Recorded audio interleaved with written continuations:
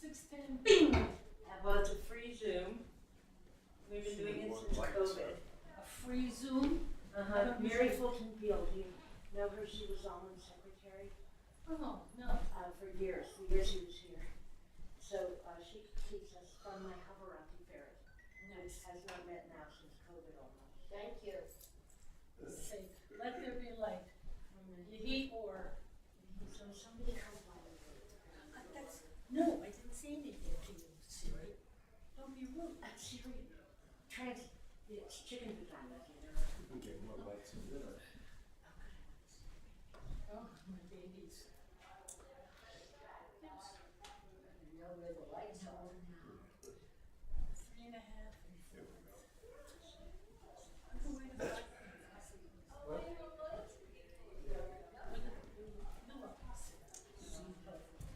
My son-in-law and 2 Jewish parents has blue eyes, and so they're both one of my granddaughters. Oh, a stink Mama, Are you familiar with told you I would see you tonight. Stink bug? Oh, no. Hi, Sarah. Hi there. I'll get mine. Why I was at I was just home. thinking of you. You were? The stink bug. Again. You were thinking that on scholar? Yeah. What about you? Yes. That's not a bad association. No, that's That's not, good. because I have a lot of, well, I have a good trip coming up. Here.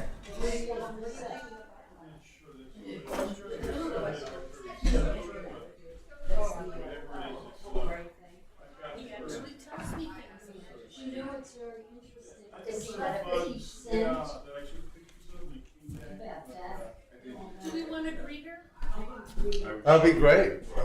No, greet. Huh? Okay. I don't want any.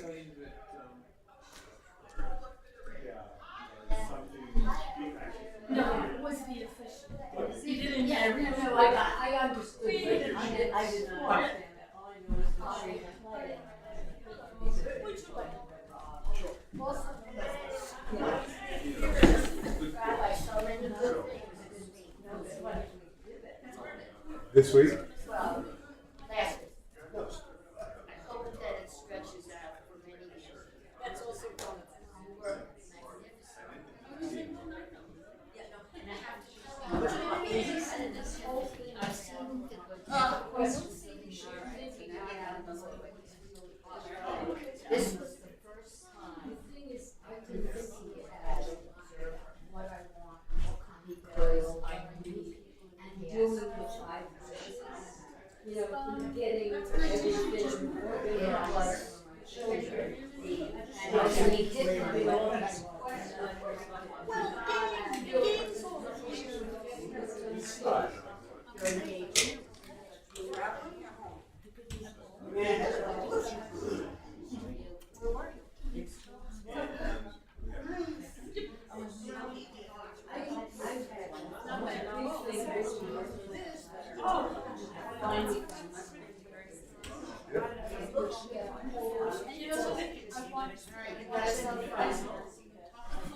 That's very good.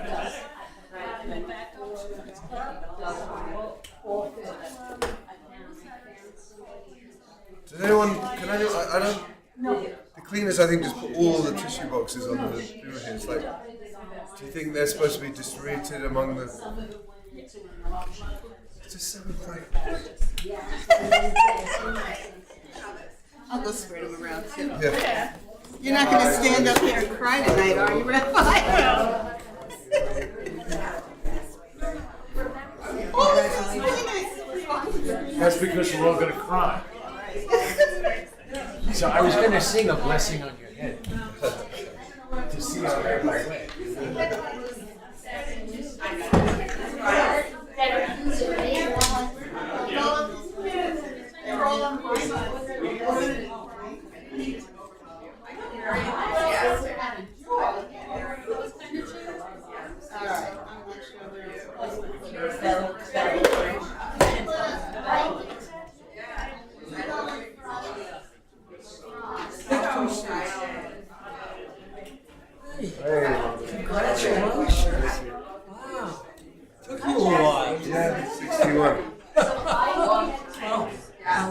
Huh? Yes, but you made it.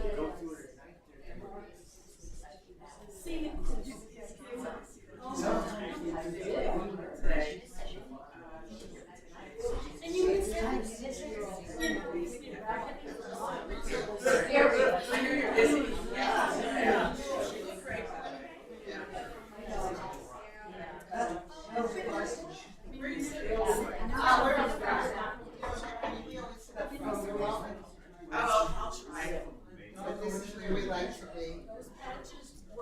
This is very sweet.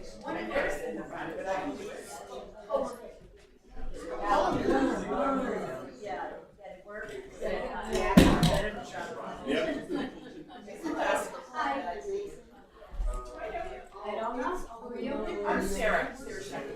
Susan Lynn. Okay, well, I don't know you, but it's nice to meet you. You look very familiar, that's why I asked you. Don't. You belong to No, I mean, I'm not a member. You don't care if you're a member or not. No, I know. I'm here. Oh, that's great. Perfect. Yeah. Yeah, well, I'm a member. You have a role. Not that I know. I know a lot of them. I'm gonna come back to, I was originally, one point I was on the Monet band, I'm going back to doing that again, singing with the band. Was a band? Yeah. As opposed to a choir? Yes. I guess so, yes, that's true. Although I think they're making arrangements to do like a choir thing for Rosh Hashanah. I don't know. I may not be here, I may be in Toronto visiting family, but anyway. Otherwise, you're shooting yourself. So I see when you draw it. Did you imagine? Me too. Because I was just wondering.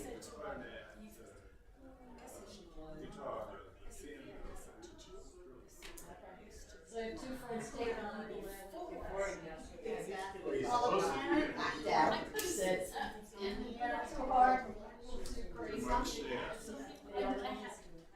But I'm not even gonna mess with your shit. Well, no, I'll use it like for 8 hours. I don't know my school teacher. You're lucky, it's about 100 days. And we should have a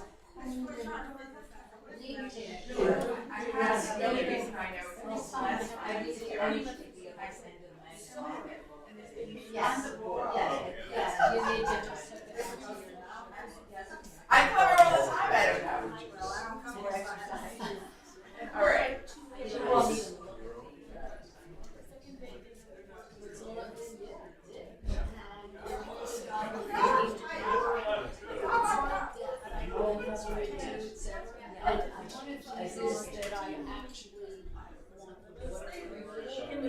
So, I have a friend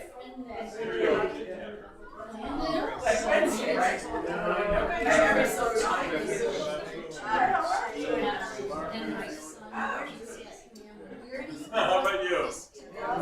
Yeah, and it was, Physically, I'm fine. yeah. That's enough. Wow. Yeah. I know, my birthday was January 6th, and it's 60 degrees out. It's the first year of my life when it's 60 degrees on my birthday. You know, usually -0. My kids don't That's great. Probably have snow on time. Oh, right. I used to play it. Yeah. But sometimes I think, all our now. How does it need it? All right, I have like, my friends in the East Coast in New York. I went They're with the Christian. father. I do. Yeah, they're really strong. So is it, are you the Linda L who got me? Well, it's like 25 degrees. All right.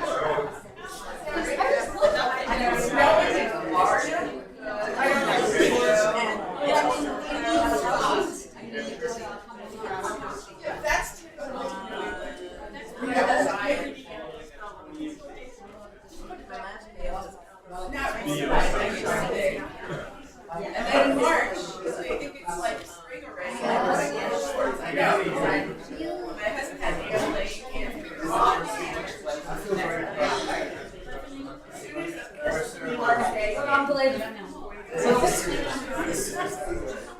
Hide over here.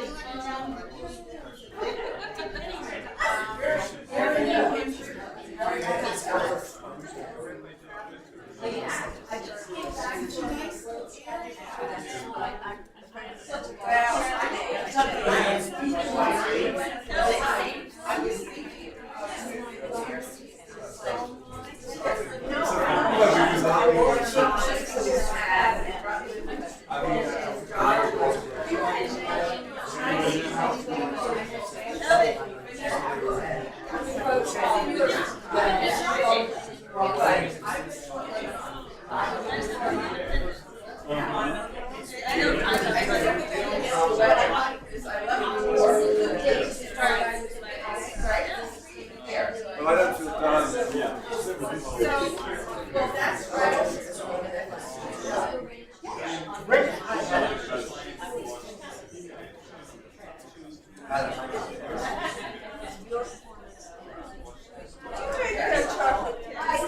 No, of course not. I didn't think so.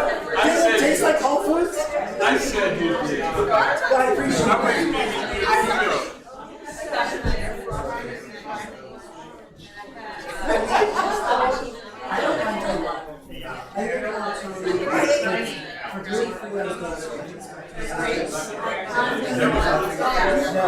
I didn't eat it.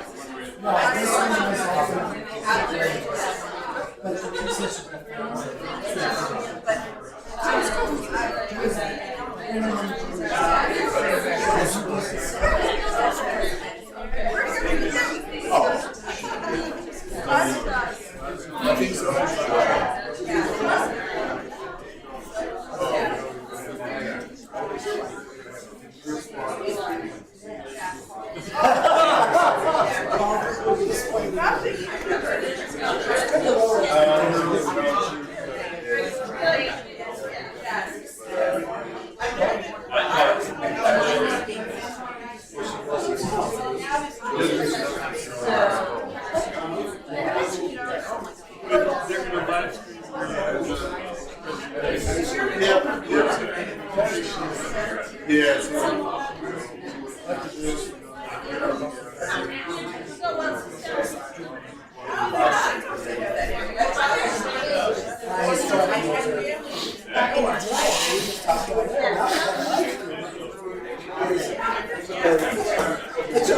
Actually, I was hoping they would do that.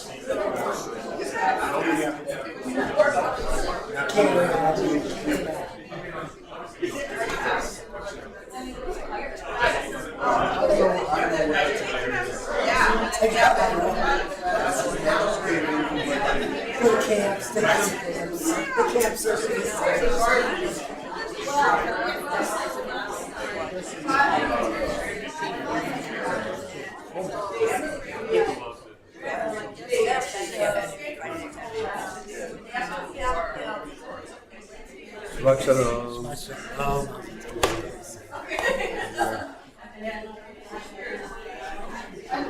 Shabbat shalom, everybody. Shalom.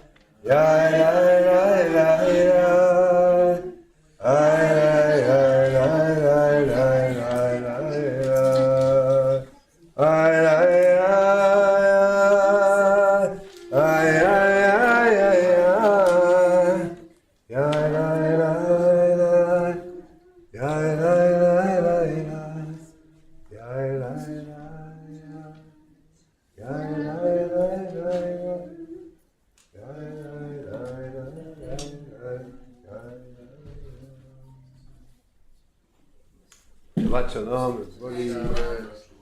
We'll start with Yidid Nefesh on page 10. Inviting everybody just to take a nice breath. Just breathe in, Shabbat, breathe out the week. Letting go of the things we need to let go of so we can be here in Shabbat mode.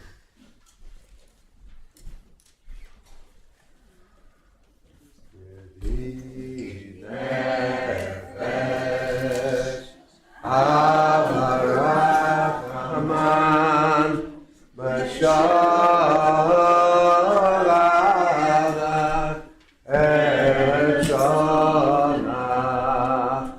Yahuda Kamo Ayam Yisraelemu Adarak Yehela Yehidada Linoetzu Bechol Zam Adonai Zichaolam Nafshi Cholat Ahavata Ana Ela Revanala Behaola No Amira Asit Chazeh V'tidrafeh V'hayetala Shifat Olam V'tiyehemu Rachamecha V'chuzna Aleinu Hava Ki Zegama Mizo Mitzvah Le'ovoti Beret U'oza Anaeli Mahmalibi Kul Shana Ve'atit Kalam Igadeina Ufros Lavi Alai Esugan Shaloma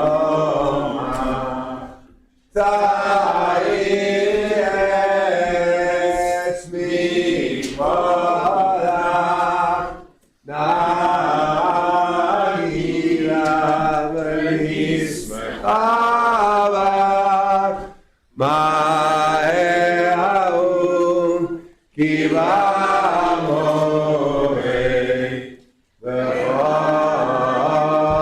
V'choneini Kimei Olam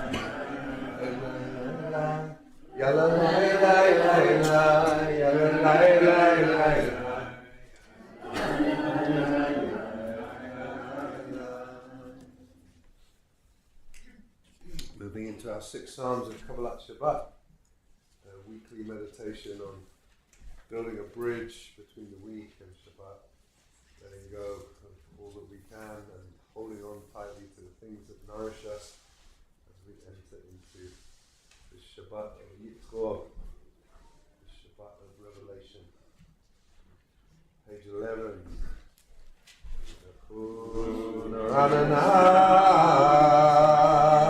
L'Adonai Nariah Letzo Yisheinu V'kadma Panav V'todah V'zmirot Nariah Lo Yala la la la Yala la la Yala la la Yala la la la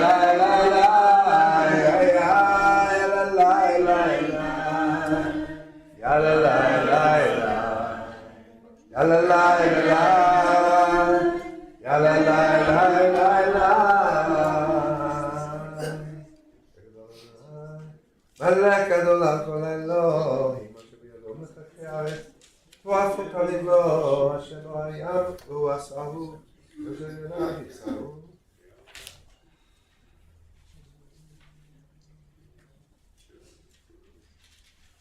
40 שנה הקופדו בהומה עם טועה לבבם והם לא ידעו דרכי אשר נדמה לי מאפי אם יראו מנוחתי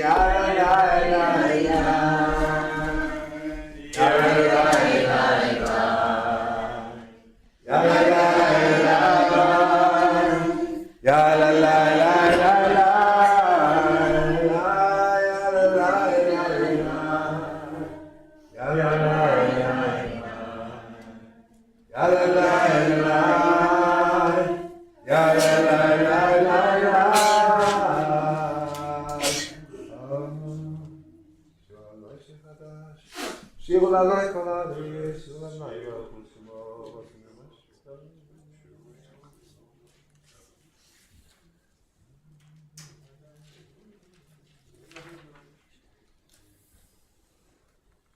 שירו לאדוני ישמוך השמיים ותגל הארץ, ירם העם ימלאו, יעלו סדר בכל אשר בו. אל ילנו כל הצייה לפני אדוני כי בא לשפוט הארץ, ישפוט תראה בצדק ועמים באמונתו. Page 15, אדוני מלך.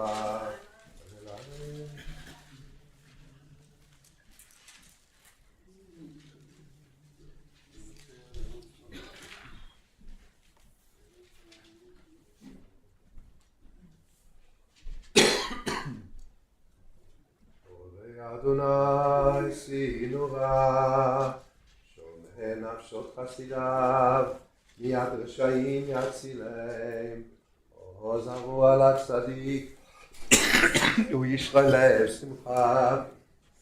שמחו צדיקים באדוני, והודו לזה. Excuse me, page 17. Psalm all about the miracles that happen.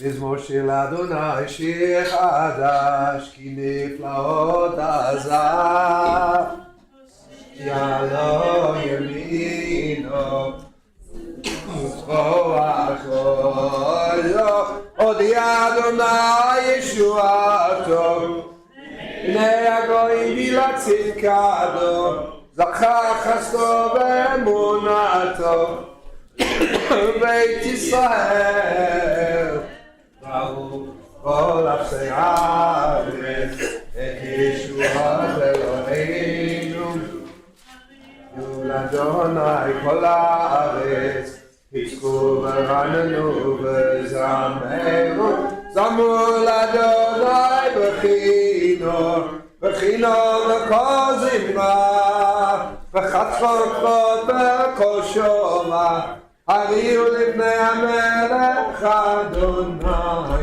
ירם הים ומלואו תבל תיבה נהרות כמחך וכך יחד הרים ירננו לפני אדוני כי בא לשפוט הארץ ישפוט בצדק ועמי במלך שרים ילאי ילאי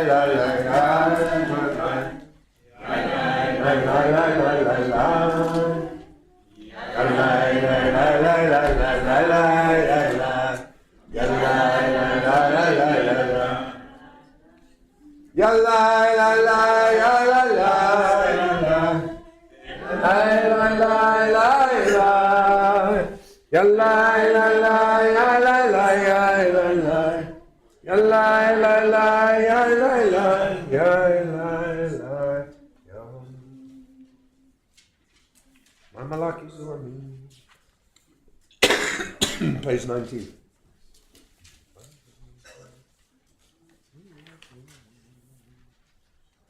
Moshe Aaron בכהניו ושמואל בקורא שמו קוראים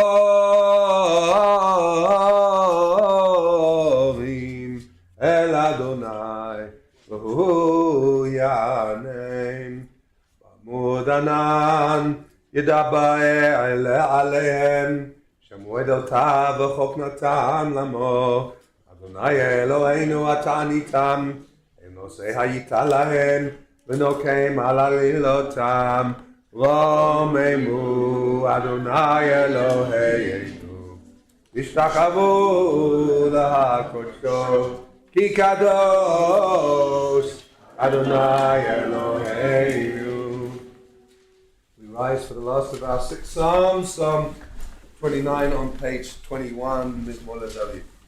מזמור לדוד, עבור לאדוני בלילים, עבור לאדוני כבוד בכל. איי איי איי, עבור לאדוני כבוד שמו, עבור לאדוני ועד לקודש, כל אדוני המים אל הכבוד הרים אדוני המים רבים כל אדוני בכל כל אדוני בעד כל אדוני שובר ארזים וישפר אדוני את עזי הזלום ויקידם כמו עגל לבנון בסיריון כמו בן רעמי כל אדוני חוצה לבot אש כל אדוני יחיל ליבה יחיל מתוני מבא הקדש כל אדוני יכול אל איילון ויחסוף יערון והיכלו כולו מכבוד איי איי איי אדוני למעבו ידיו ישב אדוני מלך לעולם אדוני יוס לעמו ייתן אדוני יברך דמו ושלום יאי יאי יאי יאי יאי יאי יאי יאי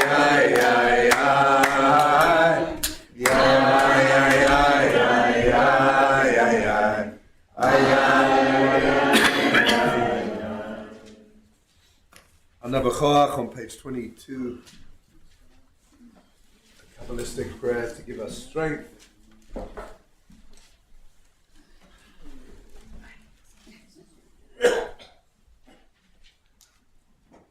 Ana b'choach v'dulat yamincha tahati tzerura kaberinat amacha salveinu tahareyenu nora na'yibod orshei yechudachecha kvavat shamrein Achem tarem rachamem tzidkacha Tami gamlein Chasi kadosh b'rotucha Nahel adatecha Yachi ge'er amacha pnei Zofrechei kedushatecha Shavatenu kabel Ushma tzakatenu yodea talumot Yini nai nai nai nai nai nai nai nai ay ay ay ay nai nai nai.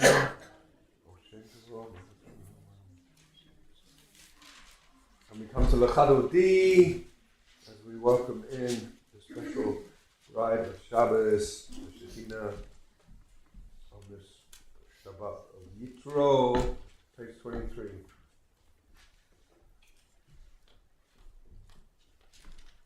Leyechadodi lehirakala B'nei Shabbat lekabela Leyechadodi lehirakala B'nei Shabbat lekabela Shamo v'zachor v'dibor echad Ishmiyanu el hamichad Adonai echad Shamo echad l'shemu tiferet B'ligila Lechadodi likrakala B'nei Shabbat nekabela Likrat Shabbat lecho v'lecha Ki meko haveracha Meirosh mikem Nezucha Sov ma'aseh V'magavati la Lechadodi likrakala B'nei Shabbat nekabela Mikdash melech imelucha U'misri Mitocha hafecha Rav l'Hashem V'emeker ha'ba'al U'yamor Alayich elah Lechadodi likrakala B'nei Shabbat nekabela Hitnari me'avakumi Lishivigdei Ifatech ami Ayad be'ishar Etalachmi Korahel Nashigala Lechadodi likrakala B'nei Shabbat nekabela History, Kiva, Over, Kumi, Uri,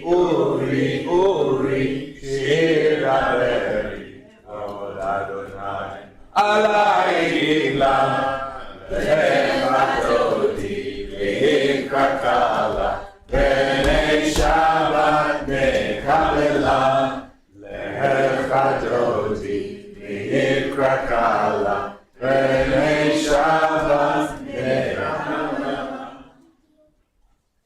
Lo tevoshi v'lo tikami Ma tishtochaki u'ma tehemi Ba'ketesu ani ami V'nifneta Adila ay lechadodi ay likrakala ay b'nei Shabbat ay nekabela v'hayu limshisa shozai v'rachaku chomelai Yahasis alai Elohai כמסוס חתן כלכלה, איי איי איי לך דודי, איי איי איי לקראת כלה, איי איי איי פני שבת, איי איי איי לקבלה,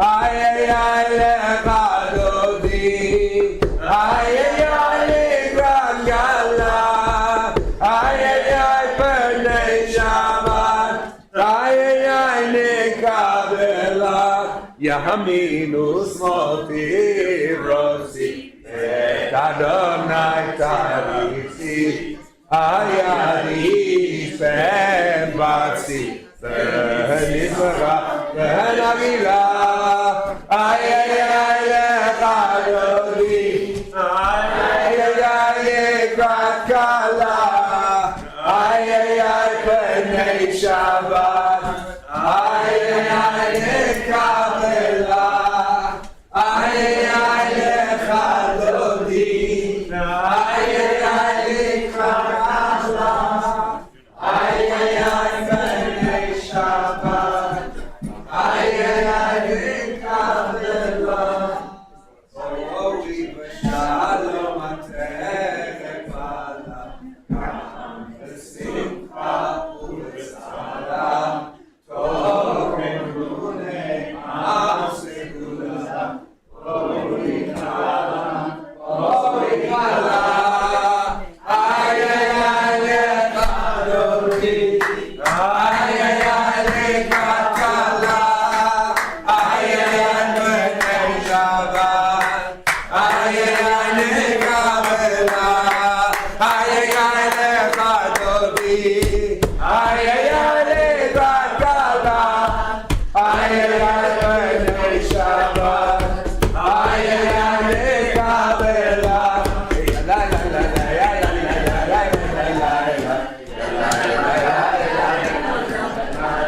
לה לה לה לה לה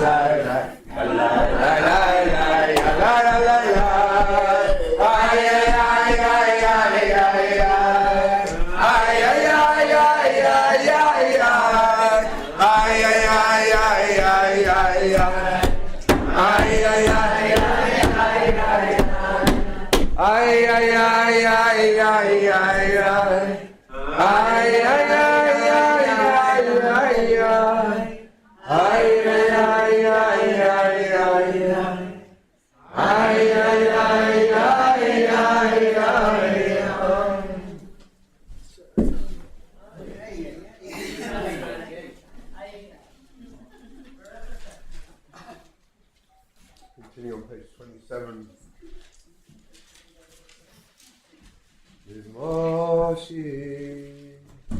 Mizmoshi, Shiliyom HaShabbat, Mizmoshi, Shiliyom HaShabbat. Tov leodot l'Adonai ולזמר לשמך העליון, להגיד בבוקר חסדך ואמונתך בלילות. לעשות את המלאך יקראתינו, כי שמתנו עליו בפניך מעשה ידיך יענה. הגלו מעשיך אדוני, ועוד המקומה שמותיך.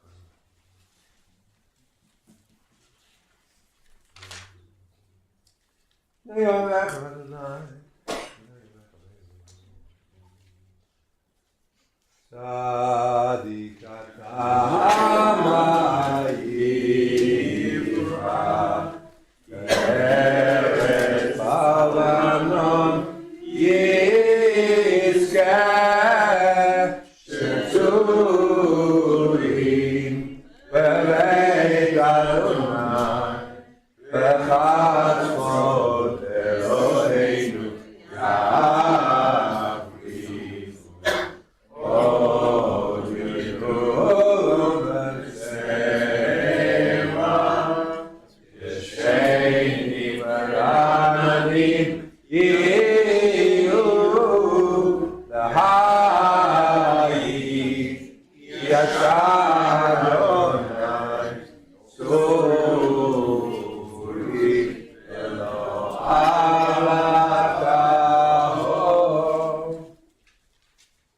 My malachim lavei.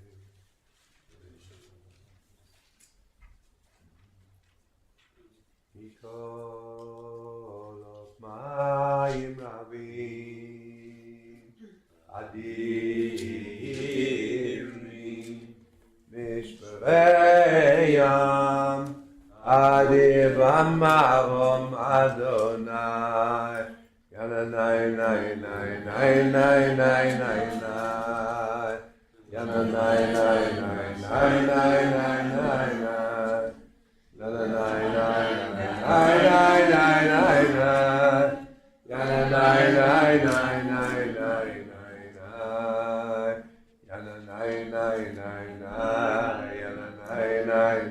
na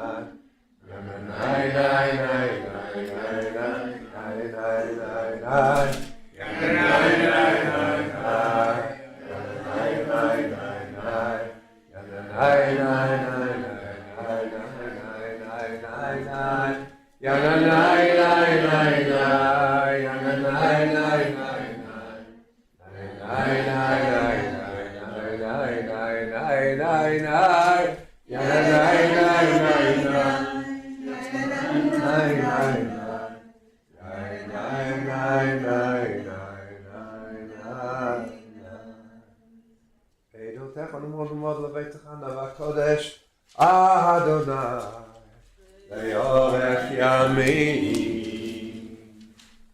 We come to our first Kaddish Shalom morning's Kaddish, and then this Kabbalat Shabbat.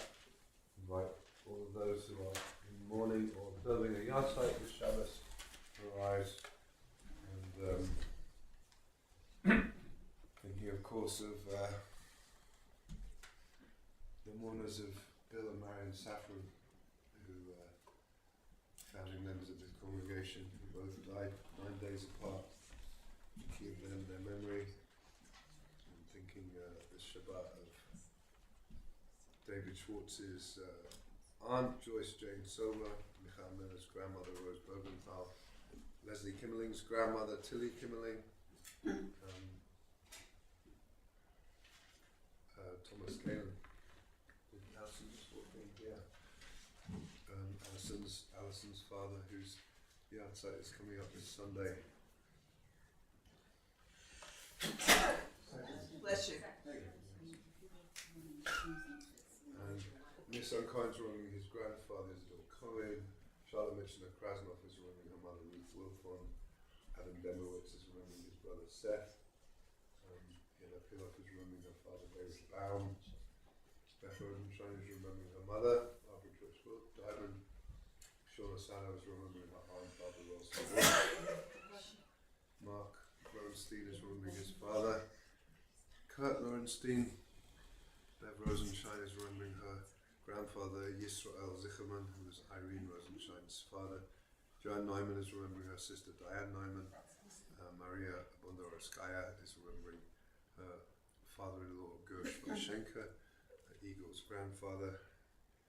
And Garth Gerson is remembering his grandmother, Zelda Kaufman Scotland's Greenberg. He says, may their memories be for a blessing. Mourner's Kaddish is on page 30. Good down.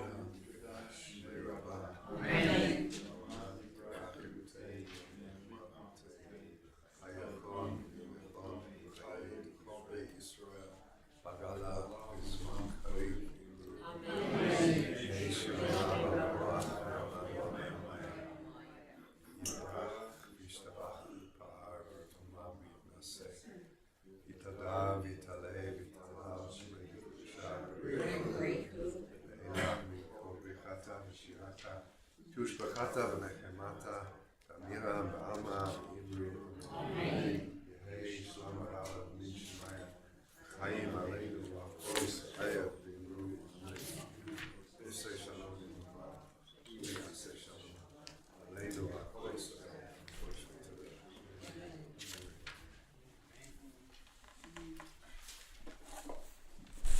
Shalom everybody. Yesterday morning we had our first Parsha study, weekly Parsha study group. First time we had a bit of a break. We used to have regular Torah study here, and it was a really wonderful discussion. And one of the images, and you're all welcome to come, 9 o'clock every Thursday morning, going to be taught by a combination of me and Rabbi Chana and Rabbi Jacob, just an hour from 9 till 10, just looking at deep dive into the weekly parsha. No knowledge required. Just anyway, Miriam was there online. Cal was there. Sarah, yeah. But one of the verses that we looked at is just this image of when God says, "I carried you al kanfei nesharim, on eagle's wings." We had quite a long discussion about it.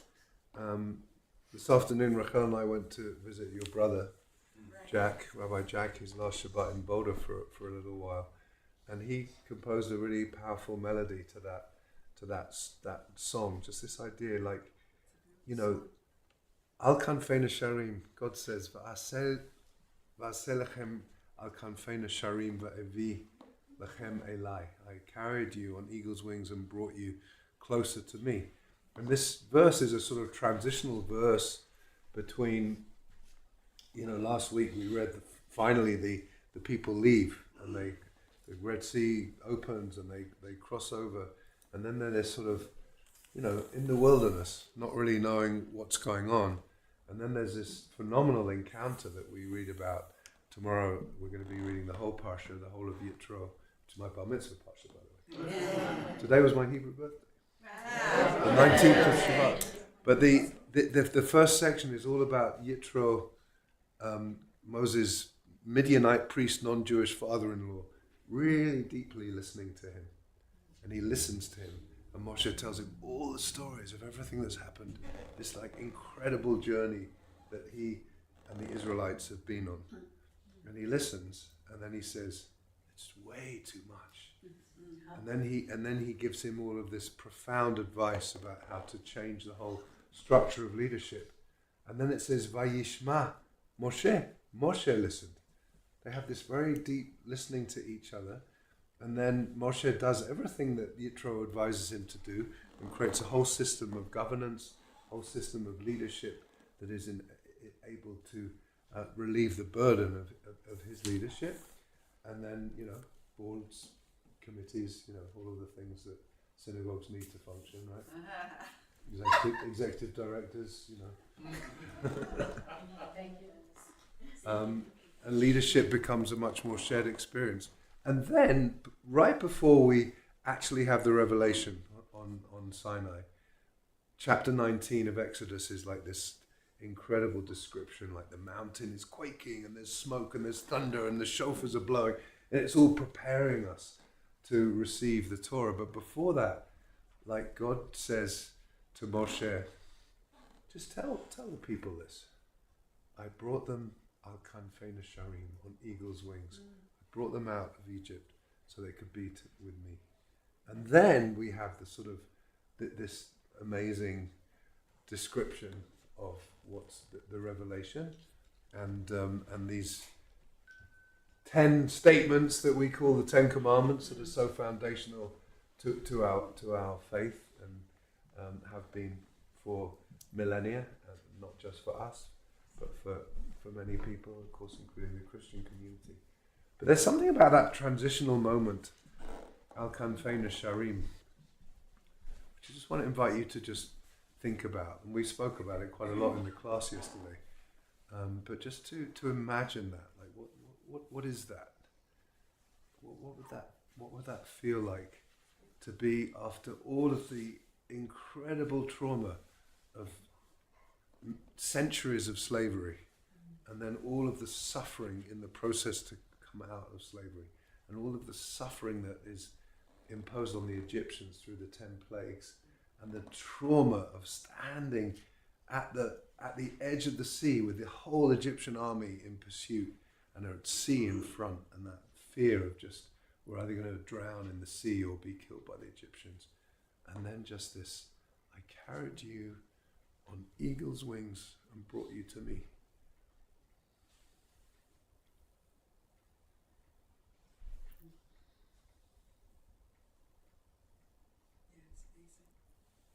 Al kanfei nesharim. I carried you on eagle's wings and brought you to me.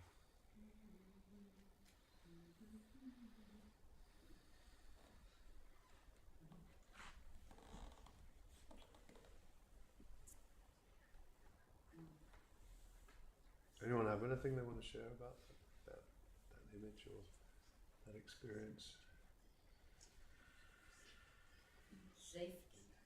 Safety. Anyone else? Just words It's just that pop up. Awesome. Safety. Faith.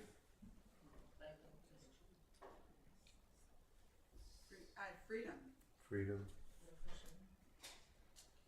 and joy.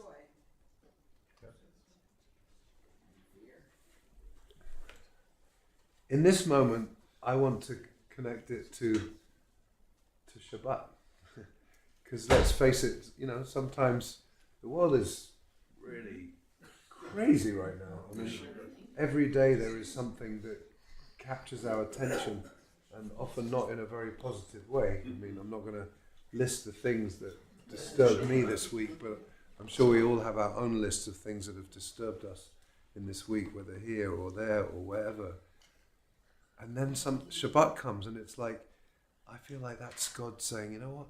I'm going to just carry you on eagle's wings and just land you in this safe destination that we call Shabbos, and like give you the opportunity to rest and to let go and to, stop the doom scrolling. Please don't doom scroll on Shabbos. It's not good for anybody. Doom scroll.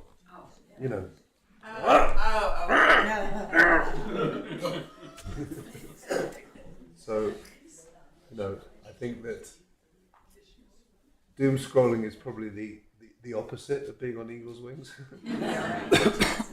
And there's something. So I just invite us to consider that as we go into this Shabbat together in community, that we're somehow being brought here on eagle's wings. And then, of course, once the 10 Commandments come, what number is Shabbos? 4. Number 4 says, Zachor et Yom HaShabbat l'kadsho. Remember Shabbat and keep it holy and keep it sacred. Just before that, after God said, I brought you on eagle's wings, God says you're going to be an Am Kadosh, a Goy Kadosh, the Am Segula, a treasured people and a holy nation. And so there's a way in which the holiness of being a nation and the holiness of Shabbat just coincide, and we're somehow brought here for a safe, joyful, what were the other words people said? A safe, joyful, free expressioning of just a landing into this space of Shabbat and community. Shabbat Shalom. So now we're going to daven Ma'ariv, our evening service, starting with Baruch Hu on page 39. We rise as we're able to do so. Ma'ariv will take us into a delicious, we'll be transported on eagle's wings to Shabbos dinner. Cheers.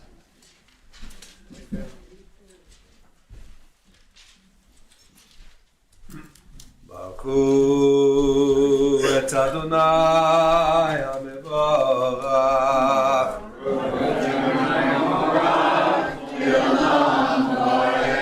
Baruch Adonai HaMevorach le'olam va'ed.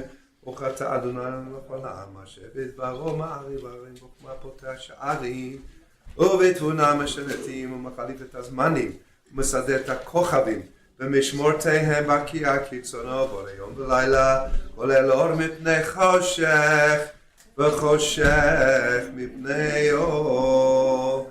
The day rose before the dark and the dark before the light. ומביא יום ובין לילה ומביא בין יום ובין לילה אדוני צבאות שמו חי וקיים, תמיד ימלוך עלינו לעולם ועד. ברוך אתה אדוני, המעריב הערים. Page 40 אהבת עולם בית ישראל, עמך תורה ומצוות, חוקים ומשפטים, אותנו לימדת. על כן אדוני אלוהינו, בשוכבנו ובקומנו, נשיח בחוקיך, ונשמח בדברי תורתך, ובמצוותיך לעולם ועד. כי הם חיינו ויורך ימינו, ויורך ימינו, ובהם נגע יומם, יומם ולילה, ואהבתך אל תסיר ממנו לעולמים. ברוך אתה אדוני, אוהב עמו ישראל. שמע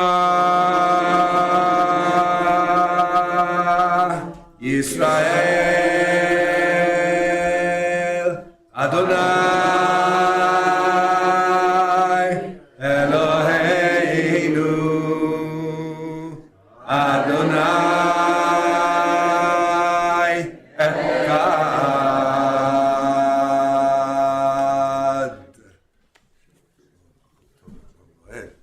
ואהבת את אדוני אלוהיך בכל לבבך ובכל נפשך ובכל מאודך, והיו הדברים האלה אשר אנוכי מצווך היום על לבבך, ושילמתם לבניך ודיברת בם בשבתך בביתך ובלכתך בדרך ובשוכבך ובקומך, וקשרתם להיות על ידיך, והיו לטוטפו בין עיניך, וכתבתם אמזור ביתך ומשעריך. Second and third paragraphs of Shema on page 42.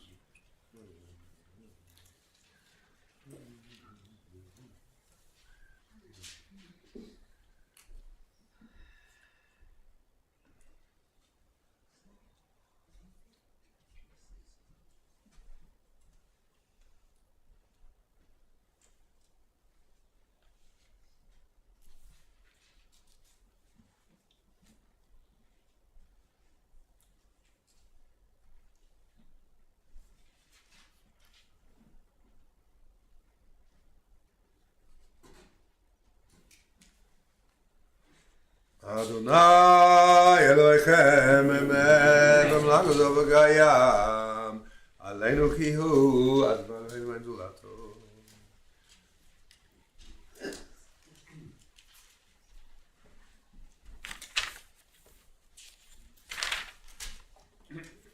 Page 44.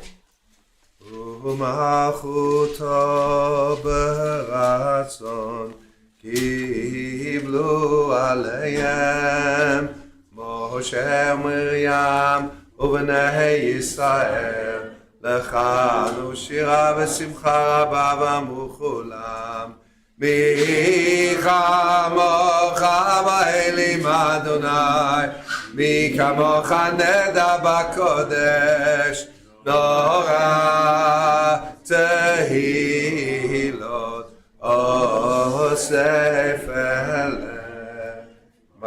מלכותך ראו בניך, בוקע ים לפני משה, זה לי אנו ויאמרו אדוני ימלוך לעולם ועד. איי איי איי איי איי איי איי. למה כי ולדת יעקב ולא מיד חזק ממנו, ברוך אתה אדוני גאל ישראל.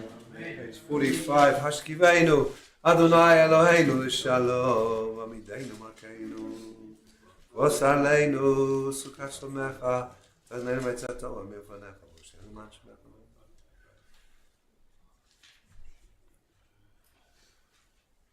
ufros aleinu sukat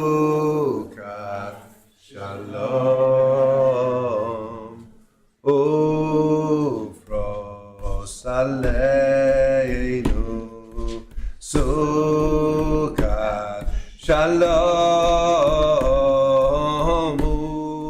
ufros aleinu sukat shalom sukat shalom shalom shalom ושמות צאתנו ובאנו לחיים ושלום מעתה ועד עולם ופרוס עלינו סוכת שלומך ברוך אתה אדוני הבורא סוכת שלום עלינו כל עמו ישראל ועל ירושלים. We rise with Shamra page 46, which is going to Chatzi Kaddish and Silent Amida. ושמרו בני ישראל את השבת לעשות את השבת לדורותם ברית העולם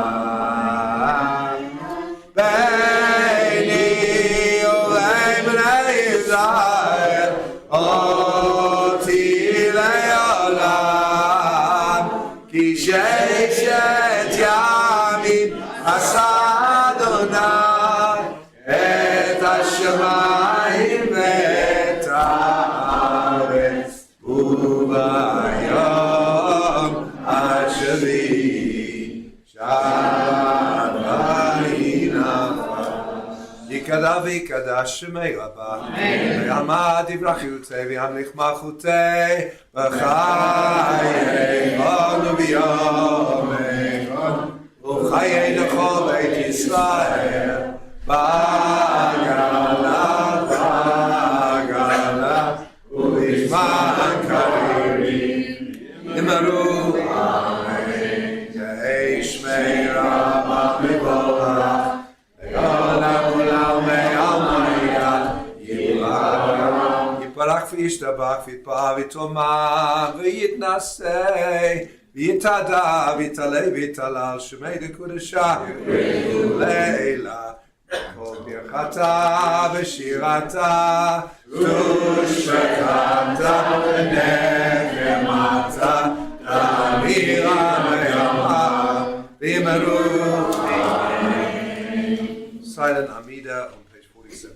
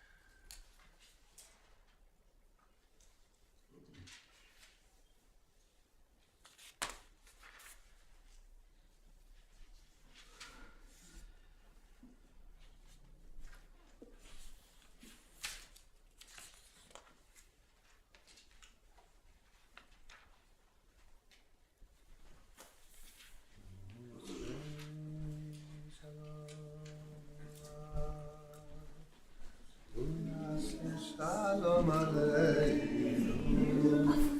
Ve'al Yisrael. Ve'imru Amen. Yaseh Shalom.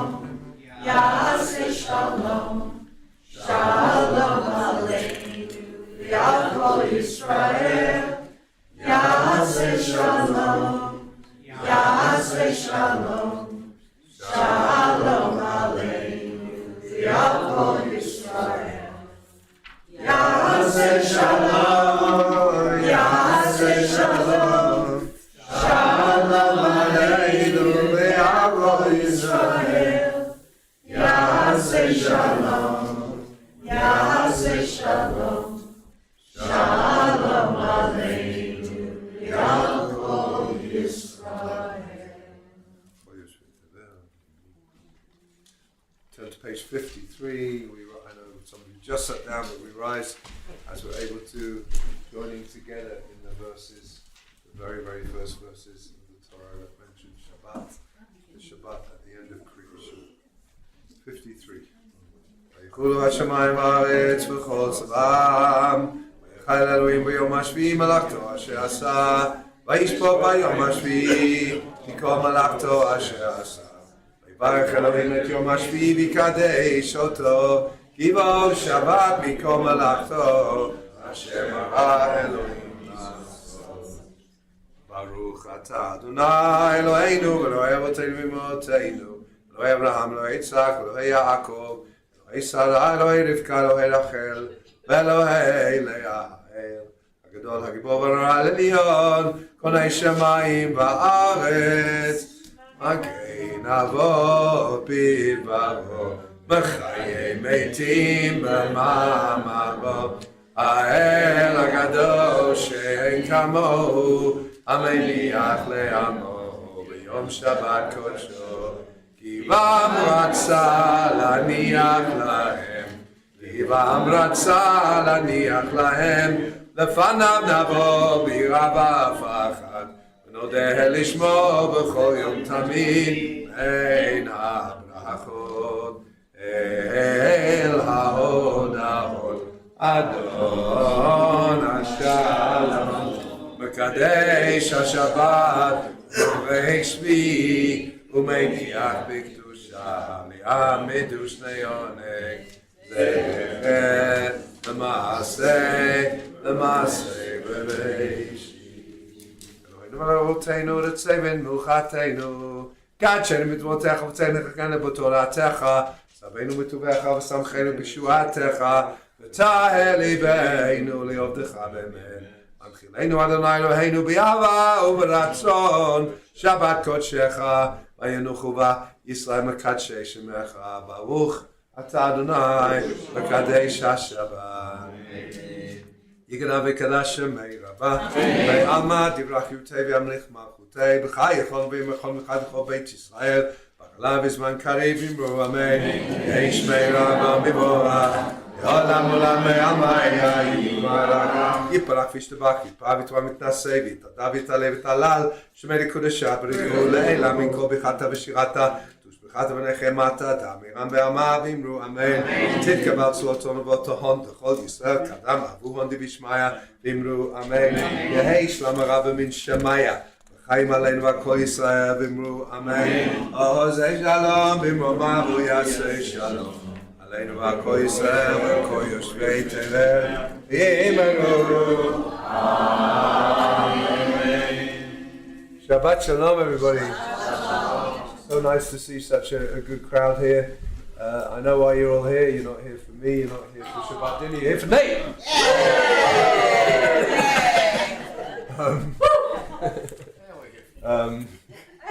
But we're looking forward to coming back up here at 8:15 to hear Nate tell some of his stories in conversation with me a little bit. We'll go down right after our final. We'll sing Shalom Aleichem up here. Go downstairs for Kiddush and dinner, and come back up here for a talk. Tomorrow morning we have Shabbat school as well as a Shabbat service, and coming up. I don't know what's coming up. Purim's coming up. That's true. Yeah, look for all of the announcements about Purim. Pardon? Kiddush up here or down there? I think we'll just make it downstairs. She just asked me, so I can go tell her. I mean, what we normally do for First Friday, we haven't done one for a long time, is just have Kiddush cups set at every place, so people just go to their place. We have Kiddush, but I don't think they've done that, so we'll just grab one on the way in. We talked about doing it up here, whatever. Sorry. No, don't be sorry. Thanks for asking and thanks for helping. I'm just saying, this is our first Friday for a while, so welcome back to First Friday. Yes. Just a heads up that the March First Friday is going to be with Rachel Lazar. And the tentative title is Walking on History or Beyond the Hummus, Reflections of an Israeli Tour Guide. Oh, wow. That's coming up at the beginning of March. Thank you, Gemini, for helping with that title. Great title. It's a good title, right? Yeah, it's a good friend. AI is clever. Say You the know? title again? Walking on History or Beyond the Hummus, Reflections of an Israeli Tour Guide. Great. Very good. So let's finish up our service. Thank you all for your kind, messages and stuff. Baruch Hashem. Yeah, Mazel Tov. And That's in the Tobin. thank you. I think some of the tunes I did for Kabbalat Shabbat went over most of your heads, but That's the one. Yeah, I don't know those two. I'll have to Yeah, study could them. be a all right. It's very common to sing Kabbalat Shabbat too. That tune, that That one I love. That's from So Shlomo Karba. No, No? it's not Shlomo Karba, but it's the melody is set to a phrase in the Talmud, which says, "Kehitzad merachtim lifnei hakala, kehitzad merachtim lifnei hakala," which means, how do you dance in front of a bride? And because Shabbat is a bride, and anyway, whatever. Let's finish our Alenu's on page 56. We rise as we're able to. Thank you all for being here. Aleinu Shabbat Lado Anakom. Ateidu Lani Yotzei Reishit. Shalom Lanu B'mei Aratzot. V'lo Zamanu K'vod Ha'adama. Shalom Sam Chelkeinu Kahem. V'lo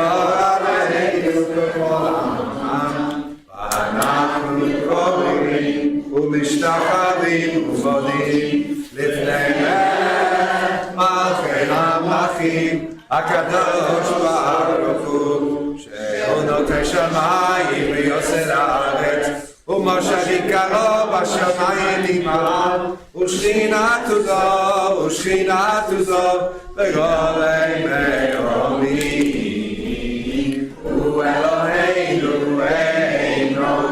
ערב מלכנו וזולתו ככתוב בתורתו ידעת היום והשבות אל לבבך כי אדוני הוא האלוהים בשמיים נמעל ועל הארץ מתחתינו כן נקווה לך אדוני אלוהינו לראות מהרה בצאתי פרח זכר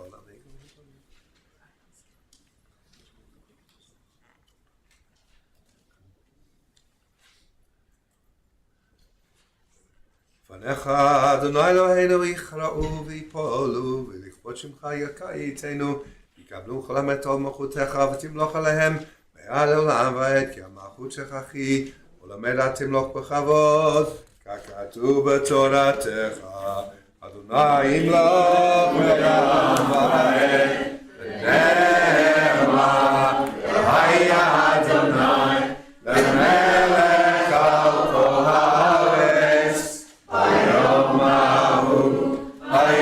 ההוא יהיה אדוני אחד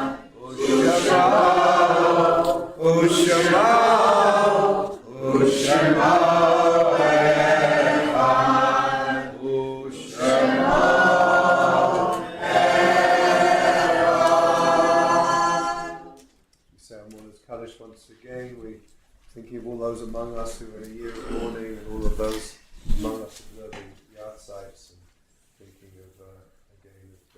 Safran, a beautiful couple, very involved here in this congregation, who died 9 days apart. We both still in the Shloshim for their kids, Gabriella and Josh, and the granddaughters Eva and Frida. And today was the yard site of Joyce Jane Soder, David Schwartz's aunt, and of Michael Miller's grandmother, Rose Bergenthal. This Shabbos is the yard site of Leslie Kimmerling's grandmother, Tilly Kimmerling, and on Sunday, Alison is going to be remembering her father, Thomas Kaler, on his second yard site, of course, grandfather of Morris and Elijah, and Ulrich, Hannah, and Irene, who's no one ever calls Irene. May his memory be a blessing.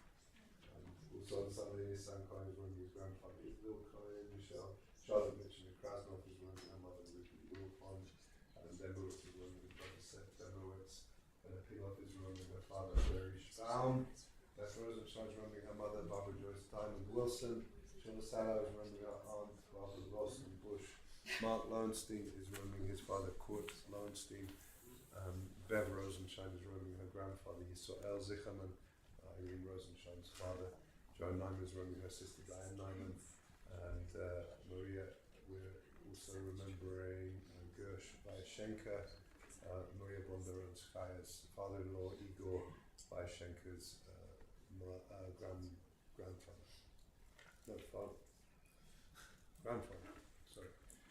And Garth Gersten is remembering his grandmother, Zelda Kaufman Stotland Greenberg, and we say Kaddish on page 58.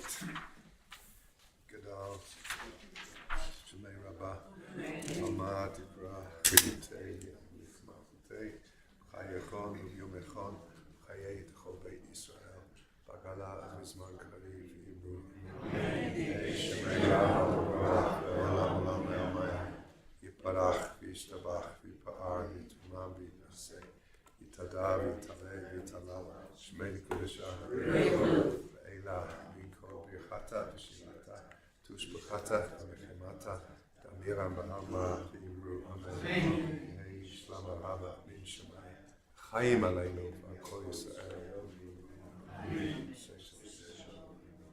We are say Shalom.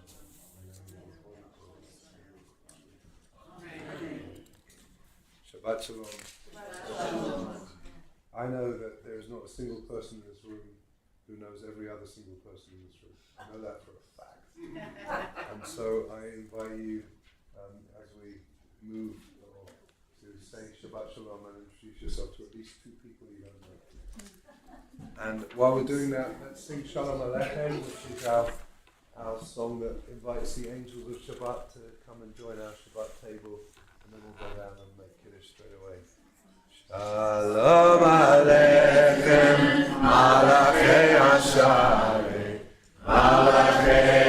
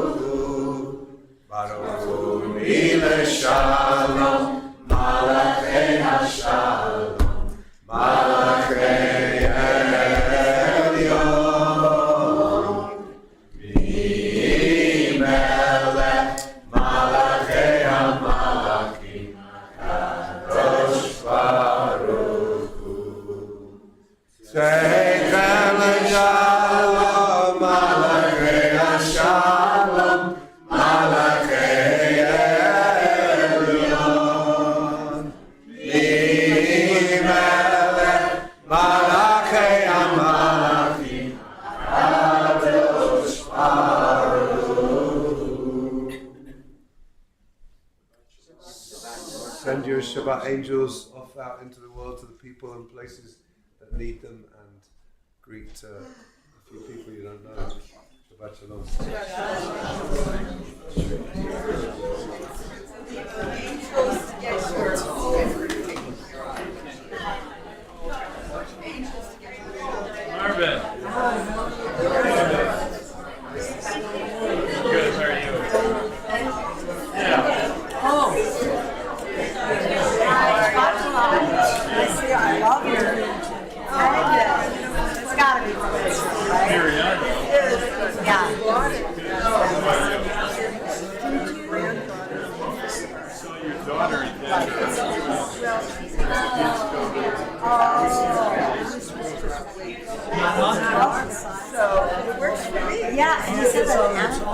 You know, it's funny. From my grandparents. Oh, that. I never wear it. Go to school. Oh, I can buy you You're great. It's nice to you. Six.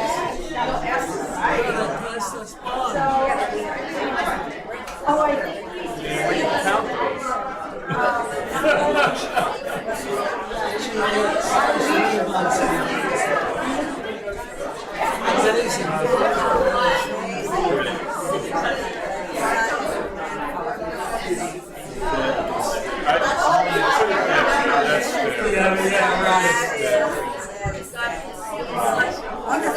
I never think about that. Yeah, there were a lot of generations involved.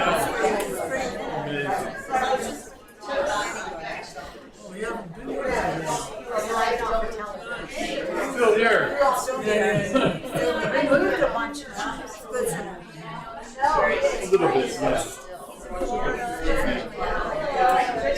in senior director he's now too. My hair's not great anyways. Under the best.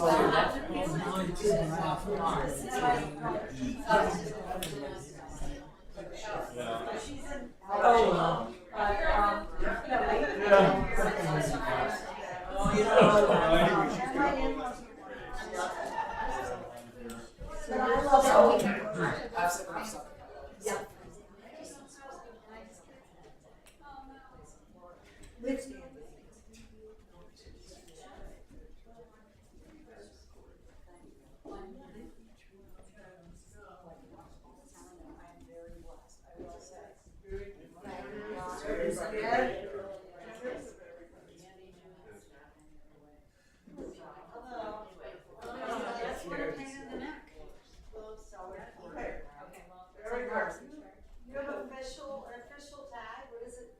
Yeah. Are you on a committee? No, everybody who comes here, no.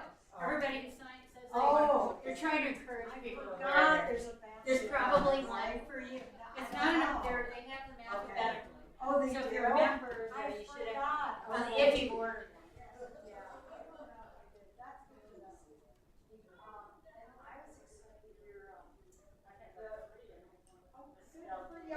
Yeah, I thought there was an E, O-R-T. But they didn't even misspell that. They did something else. Maybe they did. Yeah,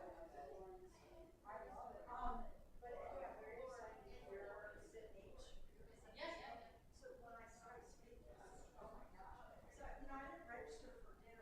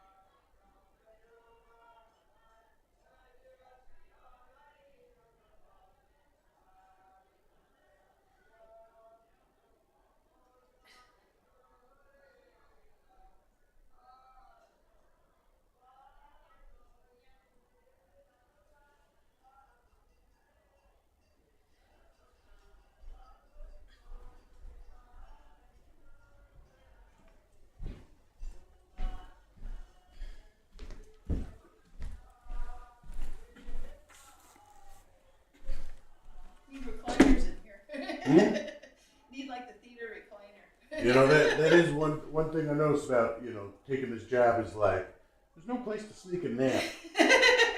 In my old synagogue, we And had you got such a little office. we had to, yeah. My previous office was about 3 times that size. Not complaining. But, I could take a nap under the desk if I needed to, and we had a teen Oh, lounge. we so much need that new building. Yeah. Nappers. We need at least a couch in there.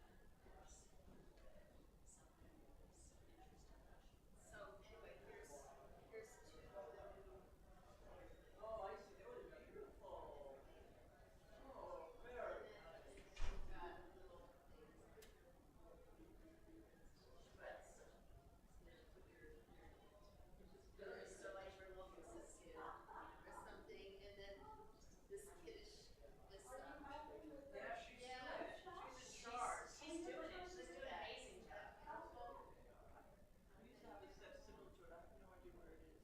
Yeah, got a couple of emphases,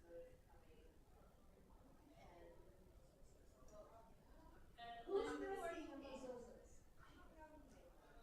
Ellen Ford?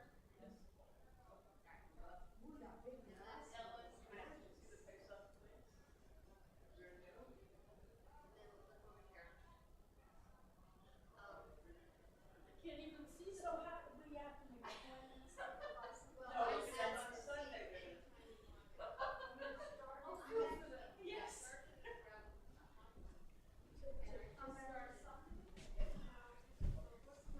All right, I'll let you sit where you're comfortable because we're in a different environment. Wherever I can sit that would be least disruptive. Well, they say the end for, I mean, he's kind of got a little heat. And I'm not. I just saw that as a minute. You want to sit in the armchair?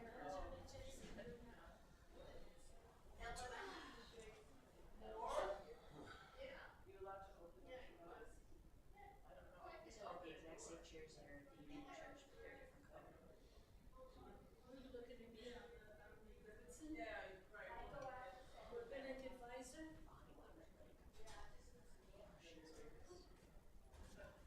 We're ready. You'd think I drink.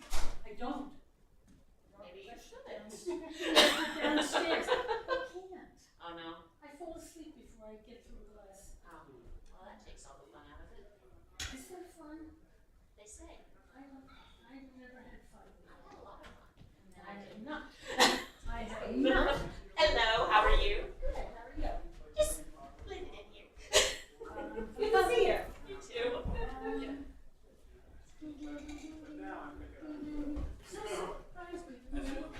Yeah, I just needed to stretch out. So, Um, my leg fell asleep. Really? Yeah. Blood flow is like, oh my gosh, it was so hot down there.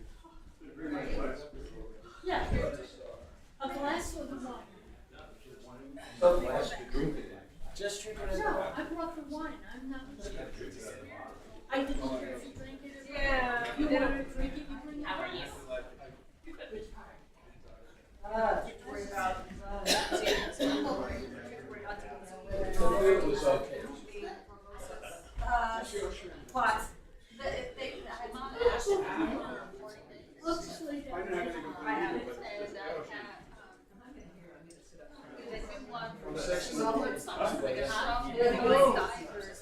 I started It's drinking. the US. There.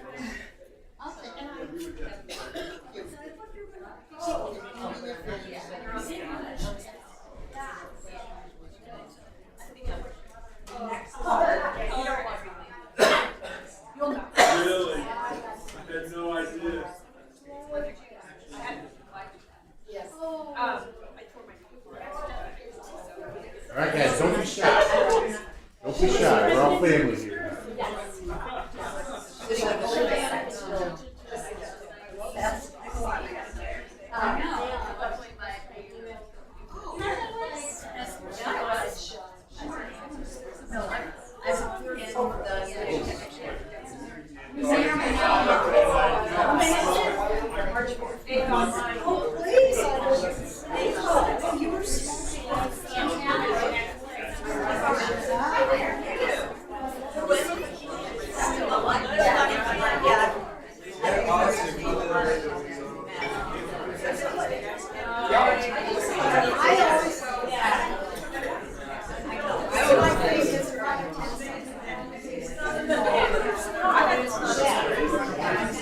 Are we in this sequence? No, good. I think we placed well for the live stream. Yeah, I checked it, man. Position is. Wow. 10 past 8. 10 past 8. Get those trains 2 running on minutes to get time. people. But that didn't feel rushed. No. You think so? And that's the thing. It's not like everything's used to, I mean, when it is family stuff, so it does probably take a bit. Actually,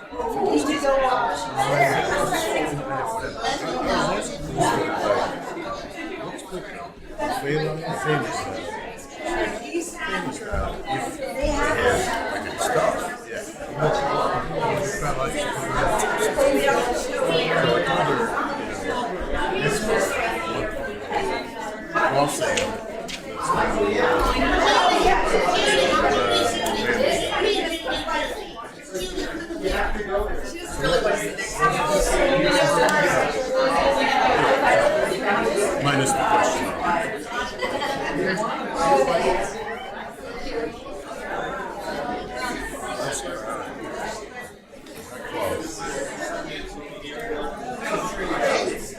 or the Zionists in the house.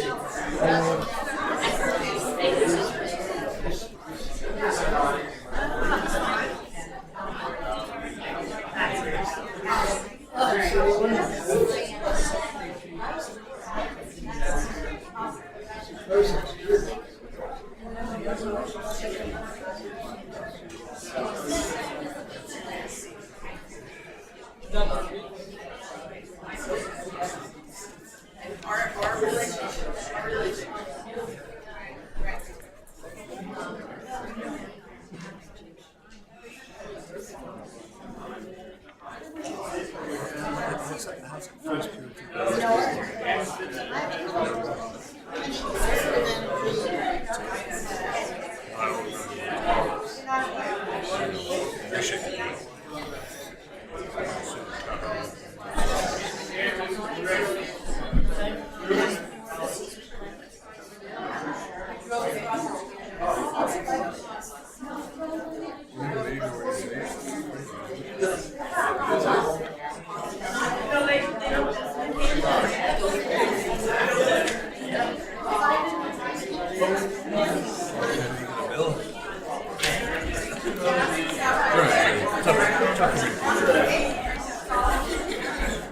I like the happy option being part of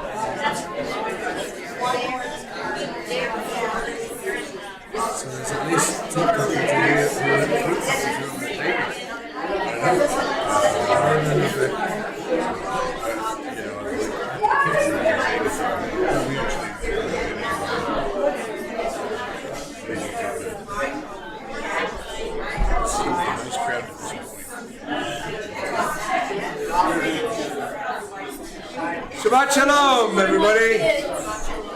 I'd love to invite you to find your seats. Tonight's presentation will begin in 2 minutes. No, 1 minute. Before we make a start, I'm just curious. I know at least one person here who will answer yes to this question, but is there anyone else in the room who's served in the IDF? I know Boaz has. Boaz the only one. Okay. Oh, has anyone served in the US Army? And has anyone been on what's that program called where you volunteer for the army that you did, Stephen? What's that called? Huh? Oh, the one I just did was Sorrel. Sorrel. Right. Oh. How many people have done Sarel? Sarel is a program where people volunteer to go and serve on military bases. How about anybody ever schlepped food to Has anybody ever schlepped food to soldiers? All right. Right.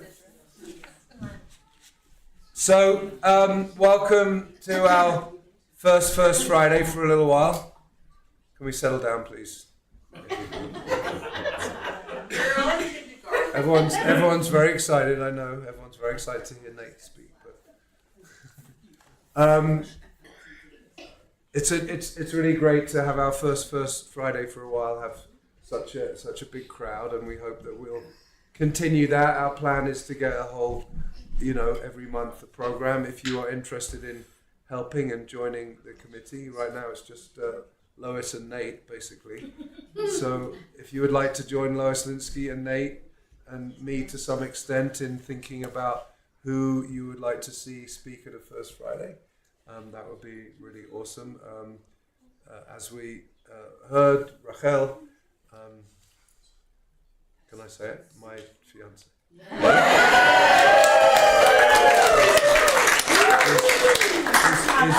Is going to present next First Friday with a working title of "Walking on History Beyond the Hummus: Reflections of an Israeli Tour Guide." So that'll be the first Friday in March. But let's get to this First Friday. I hope everyone has got to know Nate in some way. I've got to know him, and April has got to know him as a wonderful co-worker. We know him as a community as our executive director. Some of us know him as a scary Russian dude in the but most of us don't know, much about his life before he and his family moved to Boulder to join us here, which we're very grateful that they did. And so this is an opportunity to get to know a very, very deep side of Nate that none of us really do know. And as is clear from the description of the program and why you're here, Nate signed up to be a Chayil Boded, which is a lone soldier. And we're going to just hear a little bit about that. So I'm just here really to help guide a little bit with questions, but really this is just Nate telling his story. We're really focusing on a time that's not this time. Obviously, as a context, we've just come out of a horrific 2-year war, and there are probably different opinions in this room about the IDF currently. That's not really our discussion for today. Nate and I, some of us know a lot, some of us don't know much, but we're really talking about the IDF that Nate was part of, which is how many years ago? Whatever many years ago 2008 to 2010 was. 16 plus. So unrecognizable, the picture of Nate in his uniform. No. So I guess I just want to start, Nate, like I said, we know you here, 2025, 2026 as executive director of a synagogue. Just tell us something about how you were brought up and where you were in your life when you made this decision, and how you made this decision, and what that kind of looked like before you go into actually, signing up and going over there. But just something about your early life. Absolutely, happy to do so. But before I do that, Shabbat Shalom, friends, and Shabbat Shalom, Zoom people, or live stream folks. Shabbat Shalom, live stream people. Exactly. Before I dive in, I just want to sort of ask permission that I speak to you all like your family. So I'm taking off the executive director hat for a moment and just keeping on the old Nate Shapiro kippa here. And that's the way we're going to proceed. So I figure I'll start at the beginning. I was born in a town called Wayne, Nebraska, one state over.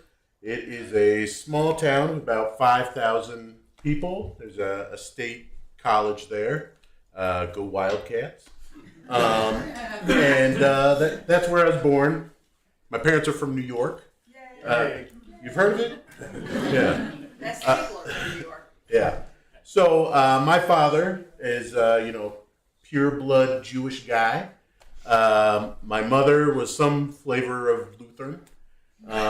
They got together at SUNY Binghamton in New York. They were hippies. And my... What's that? When were they there? When were they there? I don't know. In the BC times. Maybe we don't even know them. Oh, okay. Well, we'll talk after. As I warned you, Nate, it's going to be an unruly crowd. All right. We'll crack the whip.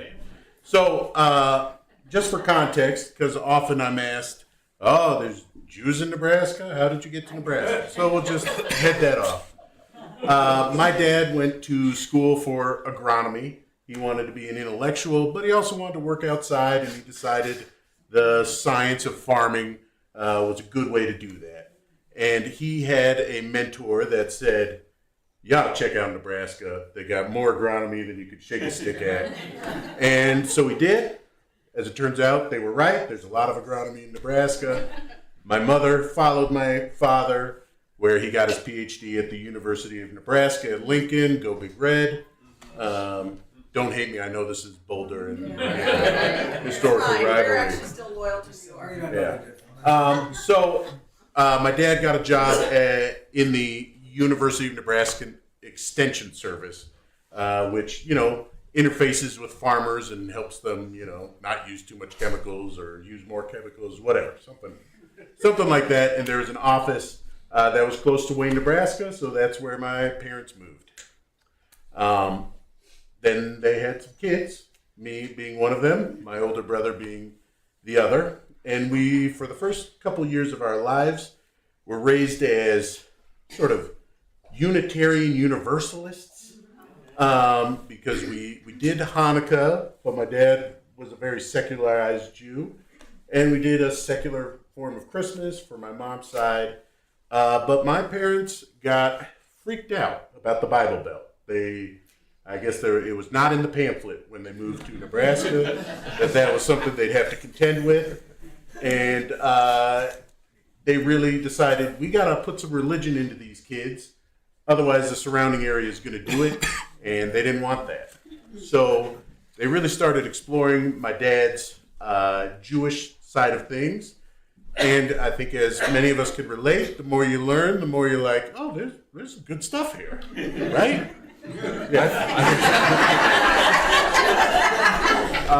And so we stopped going to the Unitarian Church and went to Congregation Beth Shalom in Sioux City, Iowa, which was a combined Reform and Conservative synagogue, which I had no idea what that meant until I was in college. But it was about an hour's drive or one episode of NPR's Car Talk. That is what I remember listening to. Side note, as a kid, I didn't appreciate it, but my view has changed. I find it to be delightful. Car talk or shoe? Car Talk, definitely. So that's sort of the environment I grew up in. So my family was the only Jewish family in Wayne, Nebraska. So for a lot of my childhood, Judaism was, slightly alienating. Until my parents had the bright idea to send me away to Jewish camp. And they sent me to Camp Young Judea Midwest in Wapaka, Wisconsin, a nice Zionist, pluralist, a couple other ists, socialist, something like that. But it was a place where I discovered that there were Jews that were not just the old people in the synagogue. There was young people Jews. Some of those young people were girls. Some of those girls were cute. Anyway, I was hooked on going.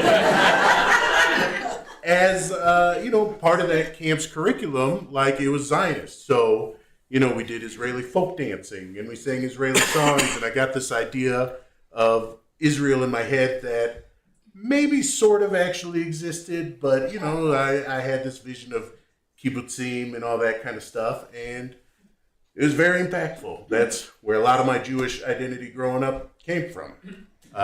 Because it was pluralist, there was kids that were putting on tefillin in the back, and there were kids that had never opened a prayer book in their life, and everything in between, and I reveled in that.